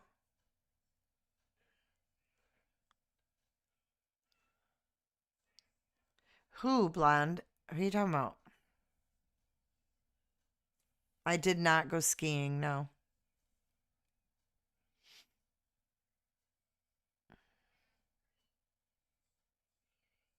Oh, I bet, Brunch Mom. See, some people really love it. It's just, I mean, it's pretty. I'm glad I saw it, but it's not somewhere I want to keep going back. You know what I mean? Okay, I'm sorry, Monique. I didn't see it. I didn't see it. Ask me again. It is expensive. I just like warm weather. I don't like snow.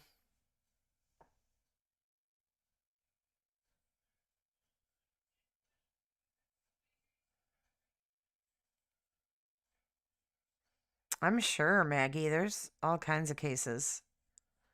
Is Sylvia still here? Autumn? No, Prepper is not Sam Bada. Two different people. Sam Bada is the narrator for Rollo's book. But True Crime Channel, with a 35C post-conviction relief, there's a lot of different things that can happen. It's not one thing. It's not just vacating a judgment. That can be something, but it can also be other things. It can be a new trial. It can be lesser sentence. It can be different charges. There's a lot of things that can happen. So technically, yes, they vacate that, but then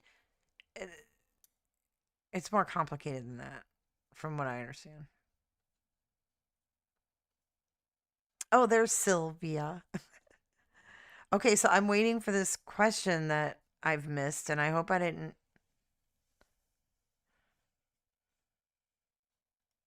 I hope I didn't miss it again. Monique, I'm not seeing your question. Can the defendant request to throw out the judgment and have a trial since he pled out?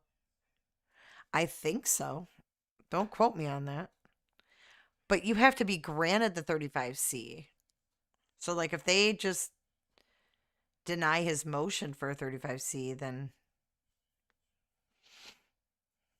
Laura, I don't blame you. It's just gotten way, you know what? I think it's just gotten way too personal.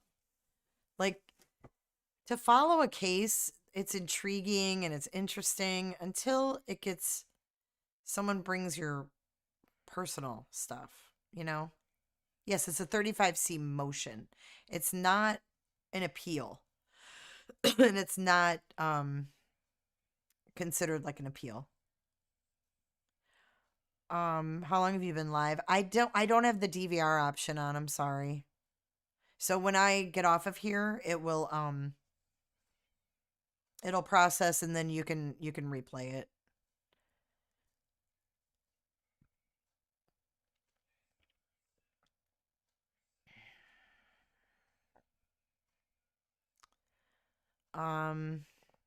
Yeah, it is. I mean, it got way too personal on so many levels for me, and I just don't do well with that. I don't do well with that at all. I'm a pretty private person. So people who know me and are friends of mine, they know that I'm a private person. So when I open up to you, I trust you. And for someone who I trusted, and I don't feel I deliberately did anything wrong to not even deserve an explanation, to take my personal life, knowing how sacred I hold that. I hold my personal life very sacred. And to take that and give that to one of my worst enemies, I don't know. I don't know what someone could do to make someone do that to them. Kill their dog. You know, have an affair with their spouse. I mean, what would someone have to do that to somebody? To really go that low, to go out of their way to do that to somebody? It really makes you question the people in your life. And if you can't talk to somebody face to face, especially after meeting them, and tell them what's on your mind, tell them what you think, what you think they've done wrong, tell them whatever the problem is. It's just crazy to me. All right, so did Monique ask her question yet? Because oh boy, Stephanie's on Real Justice now that Roger went bye-bye.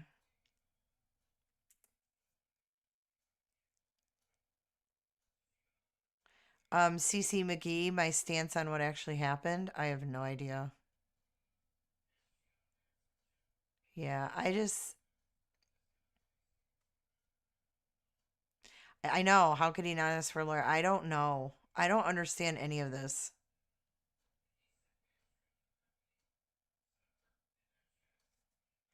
Two guys at a bar. First guy says, my mother-in-law is an angel. Second guy says, you're lucky mine's still alive. Prepper and his in-laws.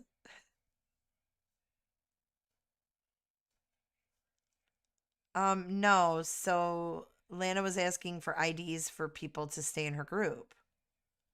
And a lot of people sent them. And now apparently there's some video from her phone or something, and they're being spread around. Tima, that is so true. Good night, Amy. Thanks for coming in.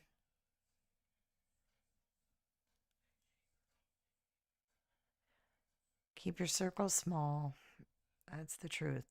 All right. Thanks, mods. Thanks, everybody, for coming in. Thanks for hearing me out. Again, you know, sometimes we make choices. We're only human, and they don't turn out the way that we expected them to. So here's to moving forward and following more true crime with you guys, and definitely not making it personal, but just doing what we like to do as true crime buffs, right?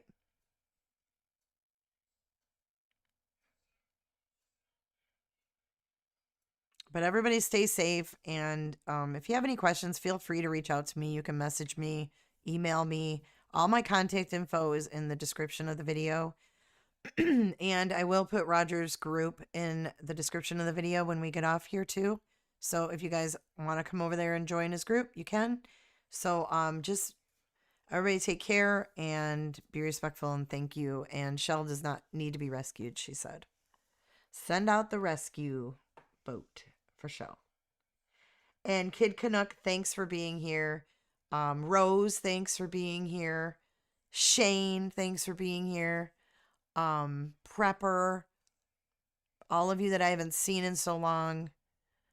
I'm sorry I strayed. I'm sorry that I did, but you know what?